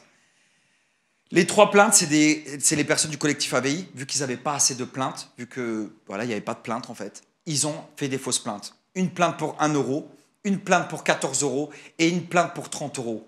Et ils se sont retrouvés, avec Nesrine, la secrétaire, Sandra et les 3 personnes du collectif AVI, devant la police, que j'ai été voir parce qu'ils m'ont contacté, en disant on aimerait porter plainte pour Dylan parce que voilà, on a mis 1 € dans la cagnotte. Mais le flic, ça, allez, merci poubelle. Sandra, quel est votre problème? Ah ok, bon. C'est passé à la trappe parce que la police, en fait, elle fait bien son travail. T'es sûr que c'est passé à la trappe? Certain. T'es sûr de toi? Sûr et certain. Alors comment s'est passée la garde à vue? J'ai pas fait de garde à vue. T'as fait une garde à vue? Non, j'ai pas fait de garde à vue. T'as fait une garde à vue à Paris, Dylan. Attends Sam, je te le dis. Attends, je te le dis juste. Tu parles avec Dylan Thierry. T'as vu? Tu crois que j'ai vraiment peur de te dire que j'ai fait une garde à vue? Tu crois vraiment que j'ai peur de te dire que j'ai fait une garde à vue? Mais tu crois vraiment que j'ai peur de te dire que j'ai fait une garde à vue? Genre, j'ai honte là devant les gens de dire que j'ai fait une garde à vue. Je pense que t'as pas envie de dire que t'as fait une garde à vue. Non, mais qu'est-ce que j'en ai à faire de dire que j'ai fait une garde à vue ou pas? Là, ce qui est dommage, c'est juste que tu essaies de me salir. Ah, pas du tout. tout. Parce que tu parles sans preuve. Ah si? Noémie, est-ce que j'ai fait une garde à vue? Dis s'il te plaît la vérité. Non, pas ce que ça, je sais pas du tout. Elle est au courant de Eh ben tout. moi, de mes investigations, moi, je je te le dis. d'Allah que j'ai pas fait de garde à Alors, vue. mais je veux Par bien te contre- croire sur parole, mais dans ce Oui. cas-là, je te dis de mes investigations, tu as fait, c'est ce qu'on m'a dit, on m'a Oui. confirmé une garde à vue sur Paris. Non, alors, Après, si elle a duré 24 ou 48 heures, non. ça, je ne sais pas. Non, j'ai été. Et c'est à la suite de cette garde à vue que tu aurais reçu la convocation pour ton procès en 2025. Non, tout ça est faux. Alors, ce qui est dommage, c'est que ça va me salir, ce que tu dis, mais les gens me connaissent. Si j'avais fait une garde à vue, je le dis, j'ai fait une garde à vue. Il est où le problème à faire une garde à vue? On s'en fout. Il fait une garde à vue, il y a quoi? Il n'y a rien. C'est rien du tout une garde à vue. Ils m'ont contacté. J'étais à Dubaï. Ils m'ont contacté. On aimerait vous convoquer, Dylan, par rapport à la plainte de Sandra. Je suis arrivé là. Il m'a parlé. Il m'a dit tout ce qui en était. Je lui ai dit, je lui ai envoyé les preuves de virement, l'argent que j'ai retiré à Madagascar, parce qu'elle a porté plainte Sandra pour abus de confiance. Genre, j'ai abusé de sa confiance. Ridicule. Et, Oui, en effet, c'est le motif, abus de confiance. voilà. Et je lui ai montré toutes les preuves. Et du coup, je suis rentré à Dubaï directement. Ils ne m'ont pas gardé. Et ils m'ont reconvoqué une deuxième fois. Et ils m'ont annoncé qu'il y aurait un procès en fin d'année. Voilà. Novembre Maintenant- 2025. Voilà, novembre 2025. Je suis très content qu'il y ait ce procès. Parce que la justice fait bien son travail. Parce que j'ai pu montrer et dire toutes les preuves que j'avais à donner. Et qu'on va enfin savoir, en fin d'année, si Dylan a volé les cagnottes, comme on a pu le dire, ou fait des choses qui ne sont pas bien. Ben, comment tu comptes répondre justement lors de ce procès à ces accusations d'abus de confiance? Juste avec des preuves. Voilà, j'ai donné mon compte en banque. Ils ont bloqué, ils m'ont gelé un compte en banque depuis 1 an et demi avec plus de 500 000 euros dessus, sachant que les cagnottes, il y avait 258 000 euros. Qui t'a gelé ce compte en banque? La justice. Le juge. Ah, la justice. Ouais, ouais. Ça veut dire qu'il est où cet argent? Il est bloqué, il est gelé. C'est 500 000 euros, c'est Ouais, ça? ouais. L'argent des cagnottes. Non, c'est 258 000 l'argent des cagnottes, mais ils m'ont tout bloqué, je ne sais pas pourquoi. Donc ton argent aussi que tu estimes être personnel. Ouais, exactement. Et qui n'aurait rien à voir avec les cagnottes Rien à pour voir les du tout. puits. Ouais, rien à voir du tout. Rien à voir. Mais le problème, c'est qu'ils ne peuvent pas geler une somme parce qu'en fait, c'est un compte en ligne et bref, ils ont Ah, tout donc gelé. là, la justice, en tout, elle t'a gelé de 500 000 euros. Ouais, ouais. Et tu n'y as pas accès. Non, depuis 1 an. Ok. Ma sœur est au courant, tout le monde est au courant. Et en fait, après ce procès en novembre, ils vont me rendre mon argent. Enfin, t'espères, j'imagine qu'ils vont te le Non, rendre. non, bien sûr qu'ils vont me rendre mon argent. On a confiance à la justice et ils vont pas me voler un mec comme moi. Vaut mieux pas pour eux parce que je ferai appel à la justice aussi sinon. Mais du coup, oui, j'ai un compte qui est gelé à plus de 500 000 euros parce qu'il y a 258 000 euros soi-disant, abus de confiance et tout ça. Il n'y a pas de souci. Moi, j'ai donné les preuves de retrait bancaire, j'ai donné toutes les preuves, les factures, tout ce qui s'ensuit. Maintenant, c'est à la justice de faire son travail. Comment tu fais pour vivre aujourd'hui avec cette grosse somme? C'est un demi-million d'euros quand même Oui, qui je t'est sais, bloqué. ouais. Hein. Ouais, bah après, je gagne de l'argent. Tu sais, on travaille, on se laisse pas aller, on n'est pas feignant, on m'en dit pas sur TikTok, on vole pas les gens. Mais c'est quoi? C'est du placement de produit que tu fais aujourd'hui? Non, je fais d'autres choses. Placement de produits, j'en ai fait un il y a 2-3 jours, mais on vit pas de ça, on vit pas que de ça. Et tu vis de quoi alors? Aujourd'hui, j'ai signé dans 2 agences de mannequinat, les meilleures sur Dubaï. Ok. Ça paye très bien. J'ai une société de nettoyage au Luxembourg, où je nettoie les maisons et tout ça. Il y a les placements de produits qui marchent de temps en temps. Il y a TikTok qui paye aussi. Il y a Snapchat. Enfin, mais il y a beaucoup d'argent qui. Enfin, oui, voilà, tout va bien. Mais on travaille. On travaille. Ni on vole les gens, ni on mendie les gens. Voilà, il y a. En tout cas, on vole plus les gens. Parce que... Alors, j'ai fait des. Non, j'ai jamais été dans un but de voler les gens. J'ai fait des erreurs dans mon passé. C'est vrai, on en a parlé. C'est vrai, je suis d'accord Voilà, avec espérons toi. que t'aies pas sorti une nouvelle marque d'AirPod. Non, voilà, exactement. Fallait que tu la places. Mais aujourd'hui, il n'y a plus d'excuses. J'ai 30 ans, j'ai la tête sur les épaules. On travaille. Et je vais te dire un truc, Sam, et c'est ce que je peux dire à ma petite sœur ou à des gens de mon entourage. Le jour où les réseaux s'arrêtent, si demain, il n'y a plus Instagram, il n'y a plus TikTok, il n'y a plus Snapchat et on ne me paye plus, et il n'y a plus rien qui va, j'irai au charbon. Tu sais, je suis un homme, j'ai des mains, j'irai faire des trous, j'irai travailler dans le jardinage. Je suis un homme. Tu vois ? J'irai travailler en fait. J'ai pas peur de travailler en fait. Est-ce que ça a eu un impact, Dylan Thierry, toutes ces accusations, toutes ces histoires au-dessus de ta tête, Alors, ces épées de Damoclès sur tes finances? Alors au début, oui. C'est-à-dire au début, il y a eu un choc quand il y a eu le truc de influx voleur. C'est-à-dire qu'on est vraiment passé de 6 chiffres à 5. Et c'est vrai que ça a été un petit choc parce que tu peux passer de 100 000 à 20 000 ou 10 000. Ça change quand même. Ça, clairement, il y a eu un choc. Mais après, avec la volonté et le travail, parce que influenceur, c'est un travail. Tu sais, il y a une image à garder, il y a des vérités à dire. Et je suis content aujourd'hui d'être là et de dire ma vérité. Alors, bien évidemment, ça peut me salir, ça peut aller contre moi, mais je dis la vérité, Sam. Et aujourd'hui, je suis content que ce procès arrive parce que moi aussi, on m'a beaucoup tapé dessus. Tu sais, ça n'a pas été cool pour moi ni ma famille de dire ouais, c'est un voleur de cagnotte. Alors qu'il y avait tellement plus facile pour voler de l'argent si j'avais voulu voler de l'argent. Tu vois? Je suis content aujourd'hui que ce procès arrive. Il arrive en 2025 novembre, ça arrive bientôt. Et on va enfin savoir la vérité. Comment tu vas te défendre? Avec des preuves. T'as un avocat? Oui, j'ai un avocat. Ok, il est déjà sur l'affaire? Ouais, il est déjà sur l'affaire, ouais. Et j'ai hâte, et je sais que ça va être le cas, de te revoir après ce procès-là. Te dire voilà ce qui s'est passé, machin, tout ça. Parce que ni je vais aller en prison, ni je vais avoir une amende à payer, parce que je sais que j'ai donné toutes les preuves qu'il fallait. Mais tu et stresses? tu vas voir. Pas du tout. Non, pas du tout. Et tu vas voir que derrière ça, c'est elle qui va perdre. Parce qu'ils ont fouillé dans ce que elle faisait. Et tu vas voir que toute la merde va ressortir. La plainte d'ailleurs de ton ancienne collaboratrice, ancienne meilleure amie Sandra, elle est liée à ces 5 plaintes du collectif AVI ou elle est indépendante? Liés, ils ont été tous les 5 en même temps. Vraiment, on veut salir Dylan Thierry, ils ont été tous les 5 dans le bureau. Les 3, ils se sont fait remballer. Le policier, il m'a carrément dit qu'il y en a un, il est à Dubaï parce que il a des procès. Enfin bref, c'est du sale. Et les signalements au procureur de la République des 2 députés Stéphane Vogetta et Arthur Delaporte du Parti Socialiste, ça en est où? Je sais pas de quoi tu parles. Il y a 2 députés D'accord. français qui ont fait des signalements contre toi. C'est vrai que ça fait beaucoup. Signalement par rapport à quoi? Ben, par rapport aux audios qui sont sortis, par rapport à tout ce dont on a parlé jusqu'à présent. Jusqu'à preuve du contraire, quelqu'un qui parle ne peut pas être accusé. Liberté d'expression, on est en France.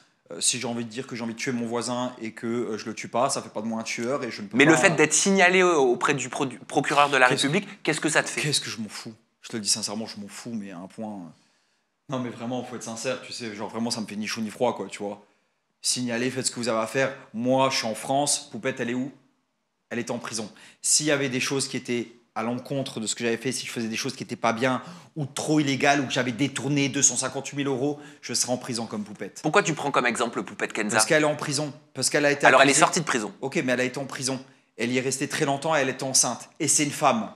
Moi, je suis un mec, je suis pas enceinte, j'ai pas la langue dans ma poche, je suis accusé médiatiquement de dinguerie et pourtant je suis pas en prison parce que la justice fait bien son travail et ils savent que Dylan il a ramené les preuves qu'il fallait, il a ni été au cachot 24 heures, ni il ira en prison et il nous a donné toutes les preuves nécessaires pour qu'il soit du coup pas accusé. Elle méritait Poupette d'aller en prison selon Dylan Thierry dans le cadre de la procédure en cours? Je suis pas la justice. Moi, je pense que pour moi, sincèrement, non. Pour moi, il y en a d'autres qui méritent d'aller en prison avant elle. On peut parler de Pierre Palmade, qui a tué. Mais il est en prison. Ouais, mais il n'y était pas pendant longtemps. Poupette, elle a tué personne. Elle voulait juste récupérer son argent. Pour moi, sincèrement, elle ne méritait pas d'aller en prison. Alors, ce qu'elle a fait, c'est illégal. On respecte la justice. Il ne faut pas prendre exemple. Mais elle ne méritait pas d'aller en prison. Dans la famille Thierry, je demande le père. Oh. Je te propose de regarder cette vidéo. TPMP ce soir, une bande de fous. Il s'interviewe la petite naine là. Oh, t'es trop belle, t'as un charisme de fou, il lui dit là, le Cyril là. Mais franchement, bande de glands quoi, parce qu'ils ont trop peur de se faire clasher là, parce qu'ils sont en train d'interviewer une naine. Il la sauce comme jamais. Ok, pour une naine ça passe. Mais putain, t'es trop belle, t'as un charisme de fou, je te trouve trop magnifique. Mais putain, bande de faux quoi. Voilà, ok, t'es une naine, voilà, t'es sympa, t'es pas trop moche. Ça s'arrête là quoi. Même la vieille, là, elle est mieux. Alors, on peut lire sur les réseaux suite à cette vidéo, quand on voit le père, on comprend mieux les actions du fils. C'est dans la génétique des Thierry d'être problématique? Je sais pas du tout, je sais pas quoi te dire. Moi, la seule chose que je peux te dire par rapport à ça, quand j'ai vu ça, je me suis directement excusé auprès de cette petite dame. Je lui ai envoyé un message sur Instagram. Auprès d'Elisa, elle s'appelle Elisa. Je connaissais pas son prénom. Je me suis excusé auprès d'Elisa. Je lui ai dit, écoute Elisa, je m'excuse par rapport à mon père, je suis pas du tout d'accord avec ce qu'il peut dire. Et elle a dit, écoute, il n'y a pas de souci, elle dédouane le père du fils. Moi, aujourd'hui, ça fait à nouveau, quand j'étais revenu vers toi, je te disais que je reparle avec mon père. Aujourd'hui, ça fait plus d'1 an que je ne reparle plus avec mon père. Ah bon? Ouais. Mais alors, attends, juste avant que je te pose des questions par rapport à ça, ça t'a choqué, ces propos-là? Les propos de ton père sur son anisme? Non, je connais mon père, ça ne m'a pas choqué, non. C'est-à-dire, il est habitué à avoir des propos... enfin, disons qu'ils ne font pas dans la demi-mesure, quoi. Non, ouais, mon père est très direct. Je connais mon père, dire que ça m'a choqué, ça serait mentir. Non, ça m'a pas choqué. Pourquoi tu parles plus à ton père depuis 1 an? Il y a un côté malsain chez mon père que j'aime pas trop, qu'il peut avoir avec moi et ses filles, sans rentrer trop dans le sujet, qui me déplaît. Et j'ai préféré reprendre mes distances, mais je pense que cette fois-ci, c'est pour de bon. Tu l'aimes, ton père? Je- Non, je l'aime pas, non. C'est dur, ce que Ouais. tu dis. Je l'aime pas, non, non, non. Je te le dis sincèrement parce que je suis quelqu'un de très honnête. S'il lui arrive quelque chose, je serais plus triste pour mes petites sœurs. Mais je l'ai aimé auparavant. Mes sœurs en sont témoins. Je lui ai donné beaucoup d'amour sans jamais rien avoir en retour. Et j'ai décidé de stopper. Quand j'ai décidé de lui reparler, j'ai redécidé de lui donner de l'amitié. Vas-y, t'es mon ami, t'es mon pote. C'était pas de l'amour, c'était plus mon frère, mon ami.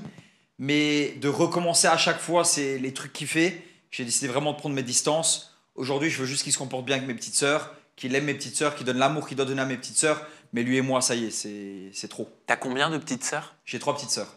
Vous êtes combien de frères et sœurs en tout? Moi, j'ai 3 petits frères du côté de ma mère et j'ai 3 petites sœurs du côté de mon père. Ah oui, quand même. Mon père, il a fait 4 enfants avec 4 femmes différentes. Ok. Et est-ce que c'est vrai te concernant, Dylan, qu'à l'âge de 1 an, ton papa t'a abandonné? Ouais, il est parti, ouais. Il m'a laissé avec ma mère et ça a été très difficile pour ma mère et moi à cette époque-là.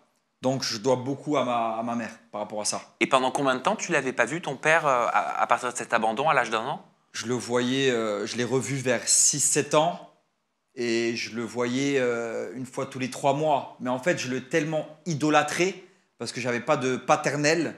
Et en fait, quand il venait me chercher, s'il venait me chercher, parce que des fois je l'attendais à la fenêtre, bah, il me ramenait au McDo, au Quick. Mais vu que ma mère et moi, on n'avait pas les moyens, bah, en fait, j'avais l'impression qu'il me ramenait. Et c'était tellement. Je sortais là avec des petits jouets, il m'achetait un petit cadeau. Et après, je le revoyais plus pendant 2-3 mois. Et je l'aimais. Je voulais avoir un papa, en fait. Et toute cette période-là, je l'ai aimé. 18 ans, je l'ai aimé. Et plus le temps passait, plus je comprenais. Et moins je l'ai aimé. Et plus j'ai voulu prendre mes distances. T'as eu un beau-père J'ai eu un beau-père, ouais. aussi. C'est vrai que c'était un beau-père qui te frappait? Ouais, il a été violent, ouais, durant plusieurs années, ouais. À partir de quel âge t'as commencé à recevoir les coups de ce beau-père? De mes 6 ans, 7 ans jusqu'à mes 16-17 ans. Ah, quand même. Ouais, c'était long, ouais. Qu'est-ce qu'il te faisait, ce beau-père? Des dingueries. Il pouvait me mettre dans le coin, les mains derrière la tête, une jambe levée. Dès qu'elle touchait le sol, c'était la ceinture. C'était des coups partout, tout le temps. Tu te souviens comment tu le vivais? Qu'est-ce que tu te disais petit dans ton fort intérieur? Ouais, je me disais, ouais. Tu te disais quoi? Je me disais des dingueries, je me disais... En fait, aujourd'hui, j'ai tellement de la peine pour cet enfant. Mais tellement, tellement de la peine. Et c'est ça qui m'a donné envie de sauver tout le monde, entre guillemets. Mais j'ai tellement... Si je te parle de cet enfant qui a subi ça, j'ai trop de peine pour lui.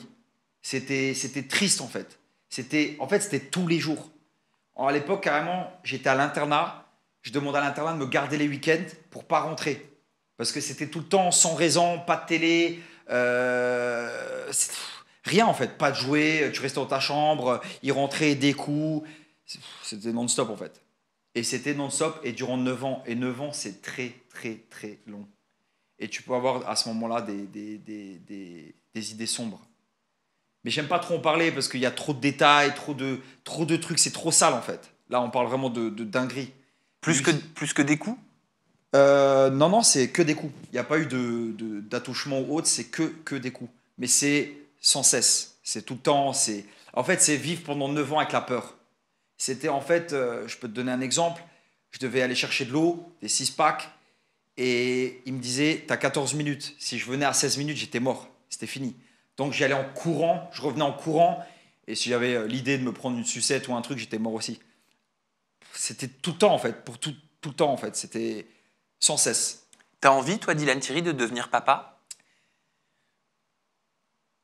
J'ai eu fortement envie d'avoir des enfants avec ma femme, d'adopter aussi pour sauver, je répète, désolé pour ce mot, mais sauver un enfant dans le besoin. Quelle femme? Non, avec, il n'y a pas de femme, je dis juste avec ma femme. Ah. Genre, si j'ai une femme un jour, j'aimerais avoir mes propres enfants, j'aimerais éduquer ces enfants-là d'une autre façon que j'ai été éduqué, leur donner tout l'amour qu'ils méritent. Je serais très papa poule, moi, en l'occurrence. Mais c'est vrai que les temps sont durs. Les temps sont durs, c'est très dur de trouver une femme loyale, fiable. J'ai 30 ans, je suis toujours célibataire. C'est compliqué de nos jours. C'est la loyauté, tous ces principes et ces valeurs se perdent avec le temps. Et moi-même, à certains moments, j'ai pas eu de principes et de valeurs. Moi-même, j'ai fait n'importe quoi dans ma vie. Mais aujourd'hui, avec la tête proposée, j'ai 30 ans, c'est devenu très compliqué de trouver une femme sur qui on peut compter. T'as pensé devenir père aux côtés d'Ayem? Quand j'ai marié Ayem, pour moi, c'était la mère de mes futurs enfants, de nos futurs enfants, ouais. Comment vous vous êtes rencontrés avec Ayem? Parce que c'est vrai que pour nous, sur les réseaux sociaux, ça a été soudain. Ouais, je sais, ouais. On avait un chauffeur en commun, son chauffeur, qui travaillait à l'époque aussi pour son ex-mari. Et moi, c'était mon ami et mon chauffeur aussi quand je venais sur Paris. Et en fait, une fois, elle m'a écrit, genre bon rétablissement, parce que le chauffeur en question m'avait posté dans sa story par rapport à l'épaule. Une autre fois, c'est moi qui lui ai écrit, j'espère que tu vas bien, je suis avec Mehdi, sans plus. Et la dernière fois, avant que ça se fasse, elle m'a ajouté sur Insta, je l'ai rajouté. Et elle m'a dit ouais, tu viens quand sur Paris? Je lui ai dit je sais pas, je reste sur Dubaï, toi tu comptes venir sur Dubaï? Elle m'a dit que non. Ensuite on s'est dit écoute, on s'appelle. On s'est appelé, la première fois on est resté 2h30 au téléphone ensemble. Mais moi il faut savoir que je ne connaissais pas Ayem. Je connaissais Ayem du Mad Mag, Ayem comme tout le monde la connaît quoi en fait, mais je la connaissais pas personnellement. De réputation? De réputation, mais sans trop chercher non plus. C'est-à-dire que pour moi, quand je parle avec Ayem au téléphone, je parle avec une femme de 35 ans, qui est mère de famille, qui est algérienne, qui, je me dis, est musulmane d'après ses dires.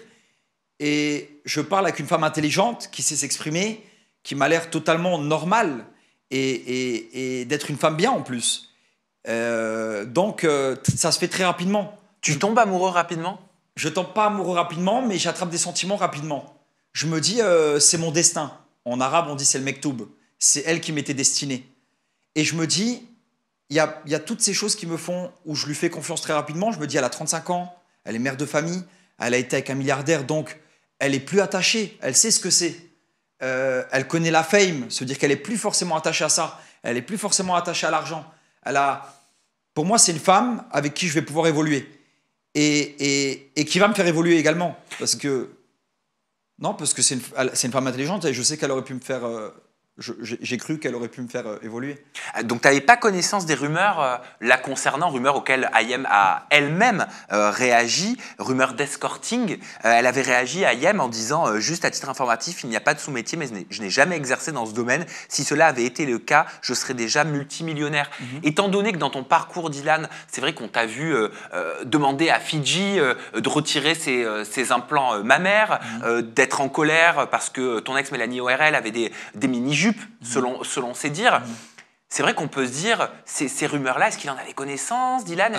Est-ce que ça l'a gêné ou pas? Je suis un homme et je ne me fie pas aux rumeurs. Moi-même, il y a beaucoup de rumeurs sur moi. J'ai vraiment appris par rapport à moi-même de ne pas juger quelqu'un par rapport aux rumeurs. Si demain, tout le monde te déteste, Sam, ce n'est pas mon problème. Pensez ce que vous pensez. Moi, je veux apprendre à connaître Sam.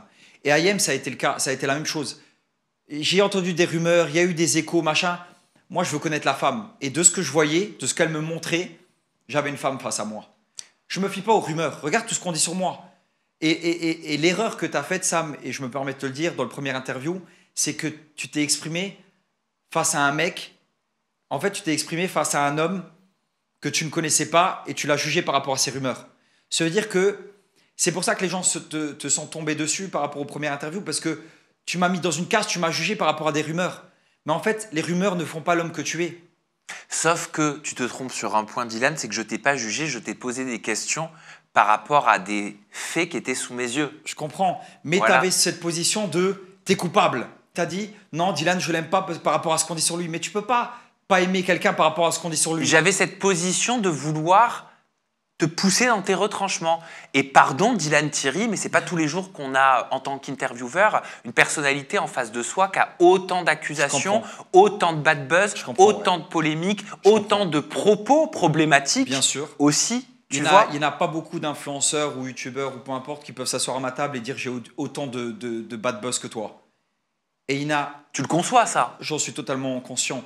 Et il y en a très peu qui ne seraient jamais ressortis de tout ça.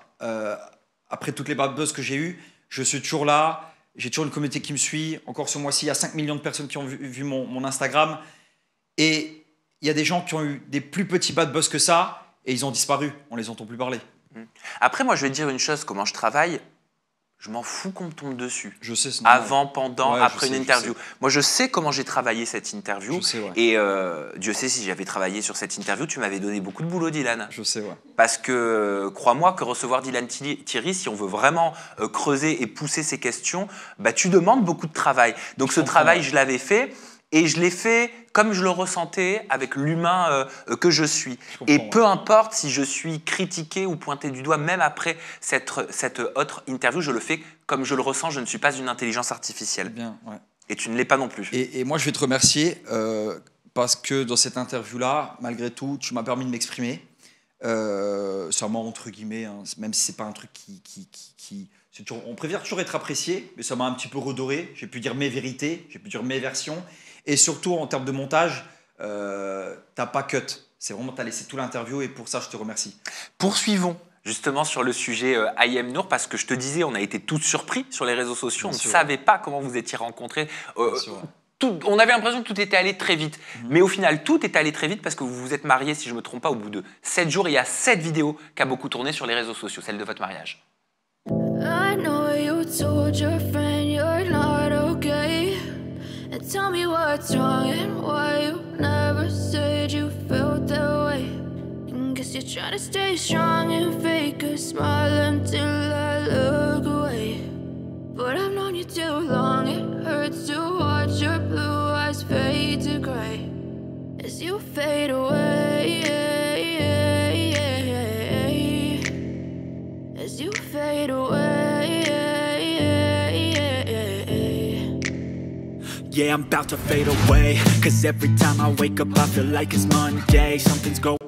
Qu'est-ce que ça te fait de revoir ces images? Je suis triste d'avoir accordé mon premier mariage à Ayem Nour. J'aurais voulu, pour moi, le mariage, c'est sacré.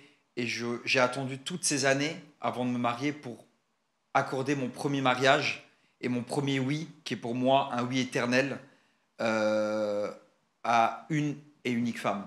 Pourquoi t'es triste d'avoir accordé ton premier mariage à Ayem Nour? Parce que j'ai été bête, parce que j'ai marié une femme que je ne connaissais pas. On ne peut pas connaître quelqu'un après une semaine. Et j'ai fait les choses trop rapidement. Je voulais tellement faire les choses bien et j'ai tellement cru que c'était mon âme sœur et qu'on était sur la même longueur d'onde que tout a été très vite. Et c'est de ma faute. C'est de ma faute parce que je suis un homme et que Ayem, elle s'en foutait, elle, de se marier ou pas de se marier.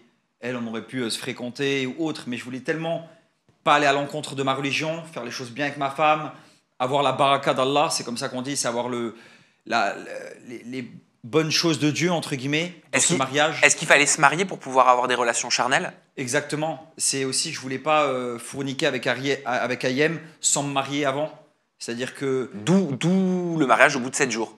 Non, c'est pas que pour ça. C'est parce que, pour moi, de ce que je voyais, c'était elle, à ce moment-là. C'est pas que pour ça. Je ne marie pas quelqu'un pour coucher avec. Tu sais, sinon je la marie pas. Tu vois, je suis pas non plus... tu vois, je voulais pas jouer de ce mariage. C'était pas un jeu. Pour moi, à ce moment-là, j'étais sincère. Et pourquoi le montrer sur les réseaux sociaux? Pourquoi pas le garder privé? Mais on l'a gardé privé. Après le mariage, parce que ça, c'est sorti beaucoup plus tard, notre mariage. Après le mariage, Ayem, en islam, il faut demander une dot. Et Ayem m'a demandé 1 euro symbolique. Et vu que j'appréciais pas forcément qu'elle me demande que 1 euro, j'ai voulu l'emmener à la Mecque et nettoyer nos péchés. La Mecque, c'est une terre spirituelle en Arabie Saoudite. Et ça te permet de repartir sur une feuille blanche. Et je voulais faire ça avec ma femme. C'était vraiment, je repars avec ma femme, je sais qu'Ayem, elle a un passé, j'en ai un aussi, je suis pas plus blanc qu'elle. Viens, on va se nettoyer, on recommence à zéro. Mais en fait, ouais. Ouais, quoi? Bah, j'étais tout seul dans mon délire. C'est-à-dire? Ayem, elle n'était pas dans ça, en fait. Elle n'était pas forcément dans Mais c'est quoi ça? Bah, pour elle, elle n'avait pas besoin d'aller à la Mecque, elle voulait pas forcément... Elle me le disait pas, hein, c'est ce que j'ai compris, en fait. Pour elle, elle n'était pas obligée de se marier. Mais alors pourquoi se marier? Parce que j'ai cru qu'en fait, elle était comme moi.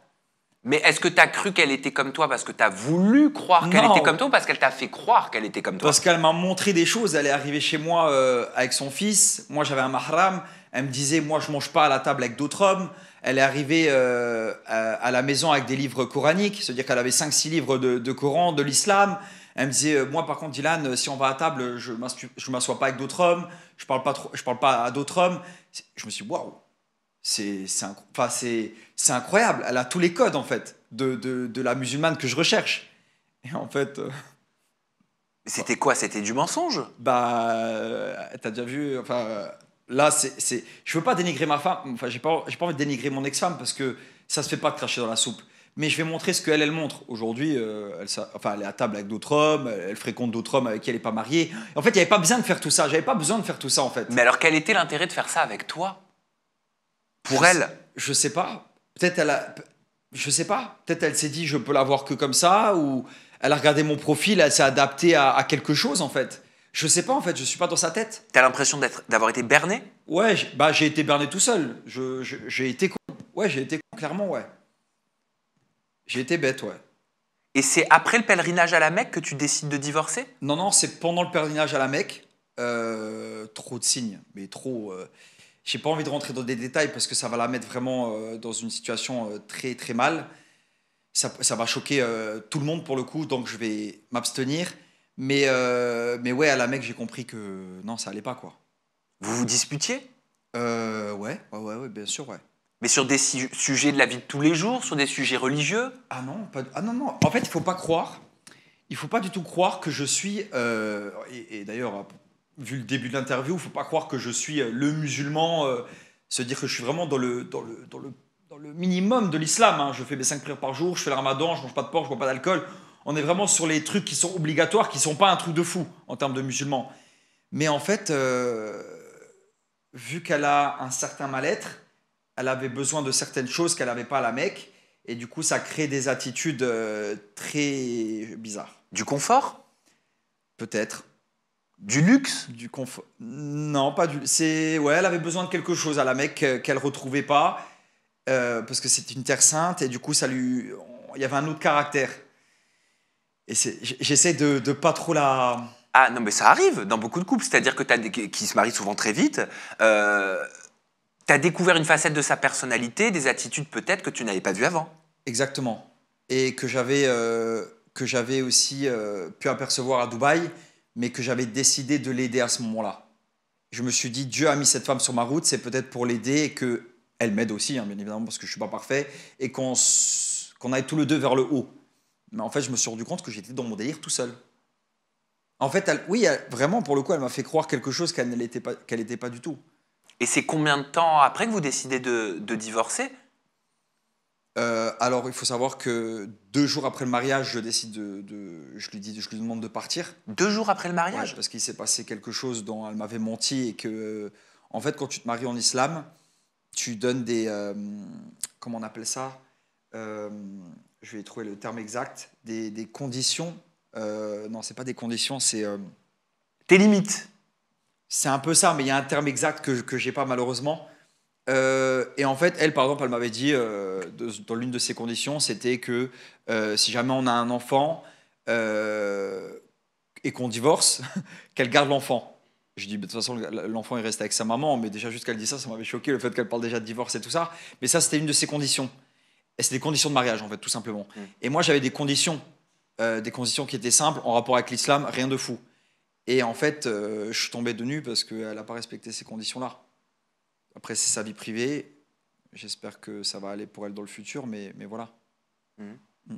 Et tu t'entendais bien avec son fils, Eivind? Très bien avec son fils, ouais. C'est pour ça aussi que je ne veux pas trop dénigrer sa mère, parce que le petit, il regarde TikTok, il regarde les vidéos et tout ça. Il y a déjà beaucoup avec son papa. Je ne veux pas trop en rajouter.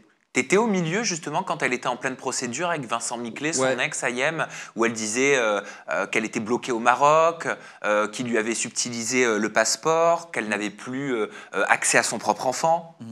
Je suis au courant de toute l'histoire. Moi, j'ai la vraie version, pour le coup. Et... C'est celle que raconte Ayem. Il faut toujours avoir les 2 versions, c'est toujours mieux. C'est-à-dire que tu as parlé avec Vincent Miclet? C'est toujours mieux d'avoir les 2 versions. Tu as parlé avec Vincent Miclet? Les gens me parlent beaucoup. Vincent Miclet a parlé avec toi? Je n'ai pas envie de m'exprimer là-dessus. C'est mieux pas. Mais c'est toujours mieux d'avoir les 2 versions. Tu sais, personne n'est blanc dans une histoire comme ça. Il y a un enfant entre, à eux de trouver les solutions, mais personne n'est blanc dans cette histoire. Mais tu as appris des choses qui t'ont surprise? Ouais. C'est ce qui a fait aussi que je ne voulais plus par la suite d'enfant avec Ayem, que j'ai plus voulu rester avec. C'est un tout, en fait. Ni je voyais en elle la mère de mes enfants, ni je voyais ma future femme, et c'est pour ça qu'on a divorcé. Je voyais plus en elle ce que je voyais au début, parce que j'avais vu trop de choses, parce que et je le voyais de mes propres yeux. Moi, c'était pas des rumeurs. Et je me suis dit non, je peux pas avoir d'enfant avec elle. Non, hors de question. Et comment ça s'est fait la séparation? Moi, je pense que quand tu arrives à un certain âge, il n'y a pas de elle m'a quitté, je l'ai quitté, ça c'est trop gamin. On a discuté. Écoute, je préfère qu'on prenne nos distances et c'est mieux comme ça. T'as souffert de cette séparation? Non, pas du tout, non. T'as pas pleuré? Non. Parce qu'en fait, on s'est séparés une fois à la Mecque. Ensuite, elle est revenue à Dubaï un mois plus tard pour récupérer ses affaires. On s'est refréquentés, mais on était toujours mariés parce que le divorce, ça met 3 mois. Et j'ai décidé de lui laisser une seconde chance parce qu'elle me l'a demandé. Je me suis dit, on est toujours mariés, autant lui laisser une seconde chance. Et j'ai vu qu'en fait, elle n'avait pas changé et que ça ne changerait rien. Est-ce que tu as été surpris récemment de voir Ayem Nour et Magali Berda se fréquenter à nouveau alors qu'elles se sont déchirées devant la justice il y a plusieurs années pour une histoire d'argent, si je ne me trompe pas? C'est dans le monde dans lequel on vit, c'est dans le monde dans lequel on vit, c'est tous des hypocrites sans nom. C'est des hypocrites en fait. C'est quand il y a des intérêts à gauche et à droite, bah il y en a une qui baisse son froc et qui va quoi. C'est vraiment un monde, moi j'ai du mal. Mais pourtant elles étaient en guerre, hein. Ouais, je sais, mais c'est Ayem comme d'autres influenceuses. Tu sais, genre, tous ils lui crachent dessus et après d'un coup. Mais ça, c'est des gens sans valeur, sans principe. Et c'est pour ça que rarement j'ai marché avec des gens de télé. Et pourtant, je pourrais être avec n'importe lesquels, on habite tous au même endroit. Ni je veux vous fréquenter, ni m'invitez pas. Ils savent. Tout le monde sait qui est qui. Je me mélange pas parce que moi, l'hypocrisie, ça marche pas. À la suite du conflit israélo-palestinien, comme Maëva Guénam, tu as pris la parole, tu t'es positionné en soutien pour la Palestine, Dylan, Logique. et tu avais fait une déclaration concernant Magali Berda. Tu avais dit « Merci Magali Berda de faire fuiter mon numéro, comme ça je me fais bien harceler ». Je voulais savoir quel était le lien. Ça date, ça fait 1 an, mais je crois que quelqu'un m'avait dit ouais, tu diras merci à Magali pour ton numéro, un truc comme ça, en WhatsApp. Je dis ah ouais, ok, d'accord, sympa. Mais qui te dit que cette personne-là, elle te disait la vérité? Pourquoi elle mentirait? Mais pour moi, c'était un peu logique parce qu'on venait de se clasher sur les réseaux sociaux. Ensuite, mon numéro a fuité et c'était pour moi, c'était elle. Pourquoi vous vous étiez clashé sur les réseaux sociaux? En fait, il y a eu 2 trucs. Il y a un truc, moi, ce qui m'a gêné, c'est que alors que à Gaza, ils se font actuellement où on parle, ils se font encore bombarder et tuer. Magali, 2 mois après le 7 octobre, après l'attentat qu'il y a eu en Israël le 7 octobre, 2 mois après, Magali a été là-bas ramasser, soi-disant, des morts qu'il y aurait. 2 mois après, il n'y a pas eu plus de 100 morts, ou 160, je ne sais plus. 2 mois après, Magali, détends-toi. Dans sa story même, on entend Gaza se faire bombarder. Tu viens nous faire une story alors que la Palestine est en train de se faire massacrer, Gaza est en train de se faire bombarder, on entend des bombardements. Je viens ramasser des morts en Israël. Nous, musulmans, on n'est pas OK avec ce qui s'est passé le 7 octobre. On est contre ça. Il n'y a aucun musulman qui te dira ouais, je suis terroriste et on est OK avec ce qui s'est passé le 7 octobre. Mais on ne va pas parler du 7 octobre, sachant que la Palestine, ça dure depuis 75 ans. On en parle, OK, ça ne se fait pas, mais il y a 75 ans derrière. Et là, actuellement, encore aujourd'hui où je te parle, il y a la Syrie qui se fait bombarder, il y a Gaza qui se fait bombarder, il y a des millions de personnes qui se font tuer. Enfin, c'est une dinguerie. T'estimes que sa story, elle était déplacée? T'estimes que son action, elle était déplacée? Qu'est-ce qui était déplacé selon Dylan Thierry? Sa story, elle est déplacée. C'est... En fait, moi... Elle pouvait pas aller pleurer, selon toi, des morts qui l'a touchée? C'est trop hypocrite. T'es dans un bad buzz... Tu es en train de te faire massacrer sur les réseaux sociaux, tout d'un coup tu vas en Israël 2 mois plus tard, 60 jours après le 7 octobre, ramasser des morts. Mais tu crois qu'Israël, ils n'ont pas les moyens de ramasser des morts? Tu crois qu'ils ont attendu Magali Berda pour ramasser des morts? Alors que tu sois triste et tout, mais en fait tu peux pas... Il y a un truc où j'ai envie de dire, moi je soutiens pas la Palestine parce que je suis musulman. Moi la Palestine, c'est... Je soutiens pas la Palestine parce que je suis musulman, je m'en fous moi à ce moment-là d'être musulman. Moi, demain, si le Luxembourg, il bombarde l'Italie et il massacre tout l'Italie, je vais massacrer le Luxembourg alors que je suis luxembourgeois. C'est pas ça, c'est la vérité, c'est la justice. Là, il y a Israël qui bombarde la Palestine depuis des mois et des mois, ils n'arrêtent pas. Mais il faut rester logique et il faut rester lucide et correct dans ce qui se passe. Et est-ce que c'était logique, est-ce que c'était lucide, les propos de Maëva Guénam sur son ancienne agente? Au même moment, elle parlait de rends-moi l'argent, rends-moi mon argent, au moment où il y a eu le conflit israélo-palestinien. Est-ce que Maëva Guénam, t'estimes qu'elle a tout mélangé? Est-ce qu'elle s'est servie du conflit israélo-palestinien? Ou est-ce que ça n'a rien à voir et elle a eu raison de se détacher de son ancienne agente? Tu vois, moi, je suis très juste et malheureusement, c'est dans le monde dans lequel on vit. Le monde ne s'est pas arrêté par rapport à ce qui se passe en Palestine. Ce soir, je vais rentrer, je vais bien dormir. Tout le monde vit sa best life, les États, les médias, tout le monde vit comme si de rien n'était. Même si ça fait mal au cœur, aujourd'hui, carrément, on s'est habitué à ça. C'est-à-dire qu'on en est arrivé à un point où c'est presque devenu normal. C'est-à-dire on voit tous les jours des vidéos en Syrie, en Palestine, partout dans le monde, en fait. Et c'est devenu normal. On vit avec ça. C'est-à-dire qu'en fait, si Maëva, elle s'exprime à ce moment-là et que l'autre, il va chier à ce moment-là et que l'autre, il est triste à ce moment-là pour sa voiture, en fait, les gens, ils vivent. C'est triste. En fait, c'est triste. Hein. On devrait faire abstraction de nos petits problèmes par rapport à ce qui se passe en Palestine et dans d'autres pays, parce qu'il n'y a pas que en Palestine, et dans d'autres pays. Mais Maëva, elle fait ce qu'elle veut. Et l'autre, il fait ce qu'il veut, et tout le monde fait ce qu'il veut. Mais n'oublions pas, et si on a les moyens de faire quelque chose, faisons quelque chose. Moi, j'ai fait le max que je pouvais, et je continue à faire le max que je peux. Qu'est-ce que tu fais? Je parle sur les réseaux sociaux, je me suis renseigné si je pouvais aller sur place. Malheureusement, tu ne peux pas aller sur place, sur les réseaux sociaux. Bon, tu parles dans le vent, mais il faut quand même parler. Il faut boycotter certaines marques. Il faut faire des dons à la Palestine. Tu t'aides de la meilleure façon dont tu peux. Mais les gens qui ne s'expriment pas pour ça, parce qu'ils ont peur de perdre un contrat, parce qu'ils ont peur de quoi que ce soit, j'ai du mal avec eux. Pourquoi t'en connais beaucoup? Il y en a plein. Omar Sy qui ne s'est pas exprimé, Jamel Debbouze qui ne s'est pas exprimé. Il y en a plein. Gad Elmaleh qui ne s'est pas forcément exprimé. En fait, ceux qui tournent autour du pot sans vraiment s'exprimer. Il faut prendre position. À un moment donné, une injustice, c'est une injustice. Il faut prendre position. Et je suis prêt à aller en prison, je suis prêt à perdre des plumes, je suis prêt à tout pour ce genre de truc. Tu as pris la parole aussi dernièrement concernant le chanteur Taiki. Tu as dit ce qui m'embête dans cette histoire-là par rapport à son clip et à un livre qui ressemblerait au Coran qui serait tombé d'une bibliothèque à 1 minute 15 du clip. Tu as dit ce qui m'embête dans cette histoire-là, c'est que j'aurais préféré qu'on préserve l'histoire parce que ce qu'ils attendent, c'est justement qu'on en parle. Là, c'est utiliser le Coran pour faire du buzz. J'aurais préféré qu'on ignore la chose. Pourquoi tu t'es insurgé sur les réseaux sociaux, Dylan Thierry? Parce que pour moi, le Coran, ça a été une révélation pour des milliards de musulmans. Pour nous, il y a toute la vérité là-dedans. Et de zoomer sur un livre qui ressemble au Coran pendant 1 seconde et demie et il tombe comme ça, c'est vraiment utiliser le Saint-Coran pour faire du buzz. Et en fait, au lieu de s'exprimer là-dessus, lui donner en fait ce qu'il recherche et salir notre livre qui est tombé par terre dans un clip d'un charlot, j'aurais préféré qu'on fasse comme si de rien n'était et qu'on esquive le sujet. Et pourtant, tu en as parlé, donc tu as mis la lumière là-dessus. Bien sûr, mais en disant, ça aurait été mieux de ne pas en parler, venez, on coupe le sujet. En fait, c'est comme si demain, ma petite sœur, elle fait une dinguerie, elle fait une bêtise, au lieu de m'exprimer, de le dire à tout le monde, j'esquive le truc, j'essaie de la masquer. C'est comme si demain, il y a une sœur voilée qui fait une bêtise, un imam qui fait une bêtise, vas-y, on esquive, on essaie de masquer le truc. Pour cacher le truc, parce que voilà, les erreurs sont humaines. Ah, tu penses qu'il faut invisibiliser les erreurs? Certaines, oui. Et certaines qui sont faites mal intentionnellement, enfin qui sont faites de façon pour créer quelque chose, pour créer un bad buzz, comme l'a fait Taïk avec ce Coran, il faut éviter parce qu'il recherche que ça. Mais c'était volontaire de sa part. Ouais, il recherche que ça. Tu penses que c'était volontaire de sa part? Moi, j'ai parlé avec son manager, il m'a dit que non. Ben oui, parce qu'il a réagi, Taiki, au travers d'un communiqué. Il a dit ce livre n'est absolument pas un vrai texte religieux, mais simplement un élément loué auprès d'un décorateur spécialisé pour le tournage.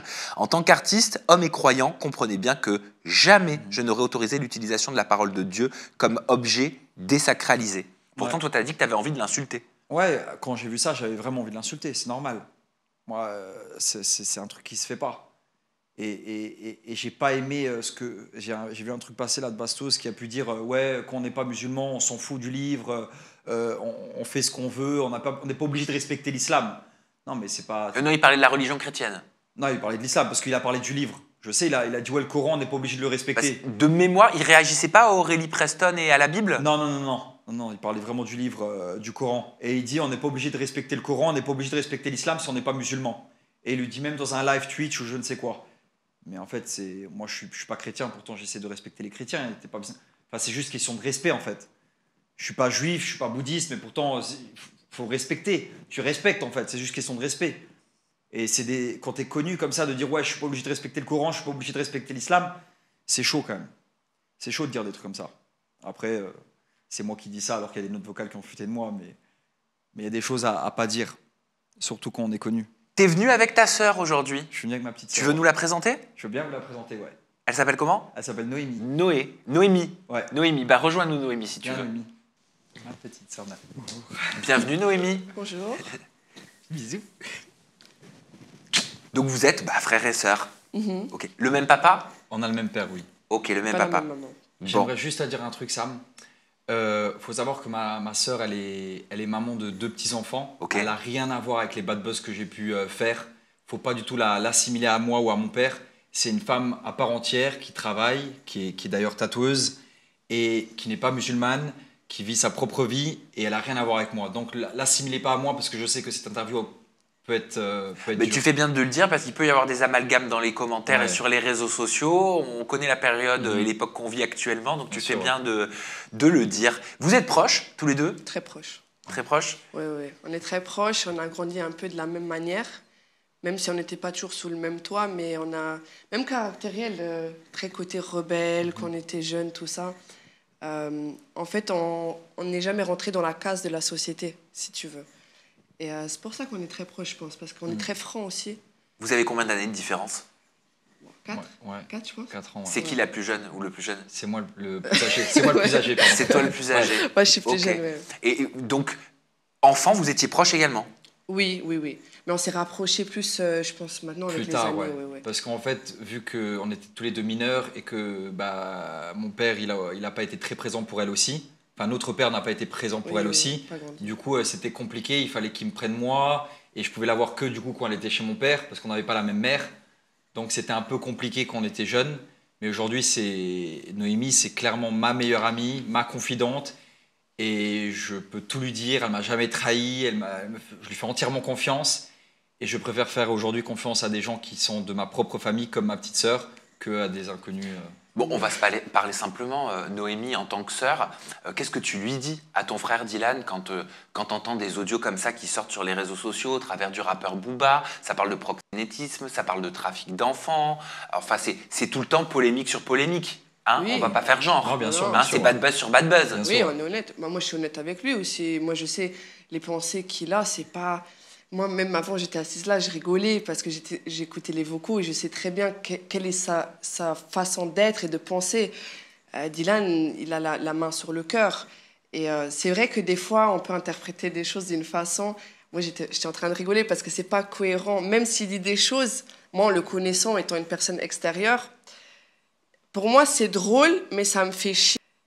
Parce qu'il ne mérite pas ça, en fait. Il ne mérite pas ça. Et encore une fois, moi, je ne suis pas du tout d'accord avec des choses, montrer des audios, des trucs. Pour moi, Ouais, mais tu lui dis quoi quand Je tu suis entends tout honnête. ça, quand Des tu fois, vois ça sortir sur les réseaux? J'ai m'étais bête de dire Ouais. des trucs comme ça. J'ai dit, nous, entre nous, on a une façon d'être. On a un humour aussi très Noir. spécial. Ouais. Donc, nous, on peut l'être l'un envers l'autre. Et peut-être que lui, la seule erreur, c'était de confondre ça, qu'on ne peut pas être comme ça avec tout le monde, en fait. Qu'il faut savoir qui sont les personnes bienveillantes et malveillantes et comment les gens interprètent certaines façons, certaines choses, aussi la communication. Et chez nous, c'est vrai qu'on est spécial comme personnage. Oui, bien sûr. Même dans la famille, même notre père, il est spécial, mais ça me fait chier. Ça me fait chier parce que c'est maladroit. Tu l'engueules parfois? Ouais, des fois, je dis, ouais, t'es comme... Ouais, ouais. Pardon pour les propos comme Ouais. ça, mais... Non, mais c'est toujours bienveillant. Puis mon frère, il sait qu'il peut se confier à moi parce que je vais pas aller dans le sens le caresser dans le sens du poil. Je pense que ça sert à ça aussi. Moi, je l'ai pas caressé non plus dans le sens Non, du non, poil. non, hein. non, non, non, non, non. Je veux dire, en tant que sœur, c'est pas mon devoir de dire, ouais, Dylan, super, c'est Ouais, bien. ouais, bien sûr. S'il y a un truc qui va pas, que ce soit dans la vie privée, vestimentaire ou quoi, Elle me le dit, elle les cache en fait. moi je me rappelle aussi quand tu étais en couple, il y avait des trucs qui n'allaient pas. Avec Ayem? Non, avec Fidji à l'époque, et que lui, il se comportait pas mal, mais que moi je trouvais un truc pas bien, je lui disais en luxembourgeois, tu vois, pour qu'ils comprennent. Vas-y, parle-lui en luxembourgeois pour que je vois ce que ça donne. Ja, pas op, dat is dus. Nee, ik pas nog weer. Okay. Dat is komisch. Wir schatten so, wir sind von Lützeburg, wir kommen von Lützeburg. Ja. Wir sind 3 Jahre, das ist 26. Ja. Das Dat is mijn broeder. das Tattoo, das hat ganz schön Tatouage. En ich chante mega gern. Ça ressemble à l'allemand un peu. Un petit peu, ouais. À l'allemand et avec des petites notes un peu du néerlandais, je pense. Ich spreche auch Deutsch. Ja, Deutsch geht auch. Pas compris. Lernen wir in On der parle Schule. aussi allemand. Ah, vous parlez aussi allemand? Ouais.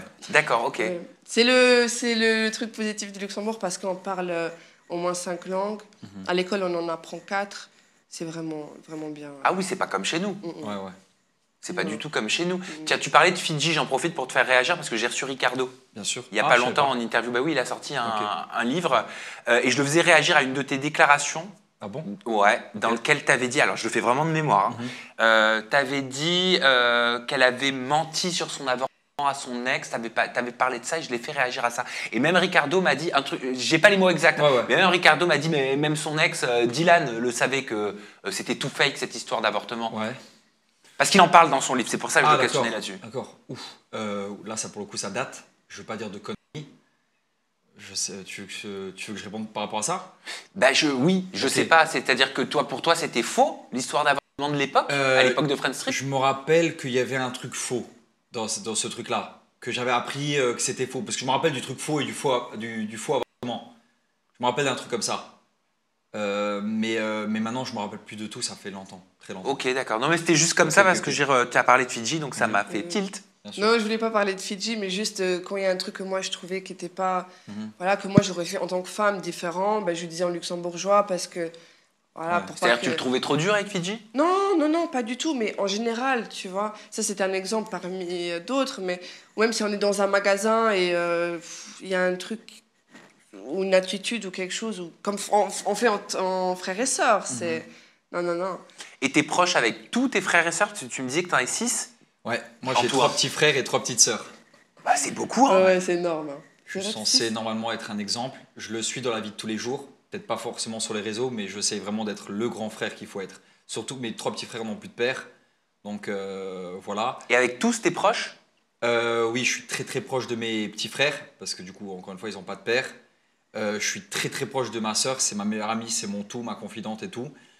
Je suis un petit peu moins proche, mais je l'aime autant, ça veut rien dire, de Laurine, parce que elle est plus dans les études, à l'université, elle est beaucoup à l'école, elle étudie beaucoup, ou elle veut devenir psychologue, ou des fois elle veut devenir avocate, enfin elle se cherche encore. Mais, et après j'en ai une autre qui s'appelle Lucie, qui est malade.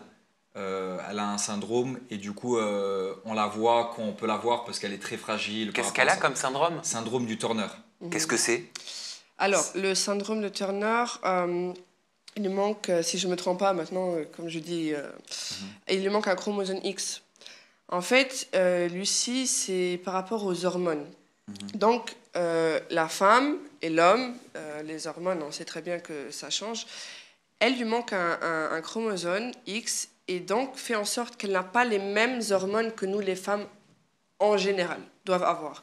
Donc, Lucie, elle doit prendre des hormones pour grandir. Elle est plus petite. Ouais, elle est très fragile aussi. Durant le Covid, personne ne pouvait la voir. Elle était obligée de rester à la maison parce qu'à son jeune âge, elle pouvait mourir.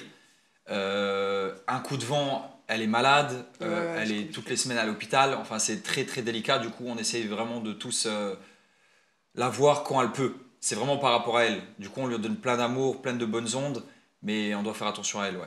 Et la réputation de ton frère, elle a déjà eu un impact sur vous, individuellement? Je sais pas, tu me dis qu'il y en a certains qui sont à l'école. Est-ce que certains ont reçu des moqueries, je sais pas, moi? Toi, je sais pas, je pense pas, dis-moi. Après, Noémie, ma sœur, elle a un caractère très fort. C'est une femme qui s'est fait tout seule. Comme je l'ai dit, elle a 2 enfants. Elle gère toute sa vie toute seule. Elle est tatoueuse, du coup son caractère est beaucoup plus fort.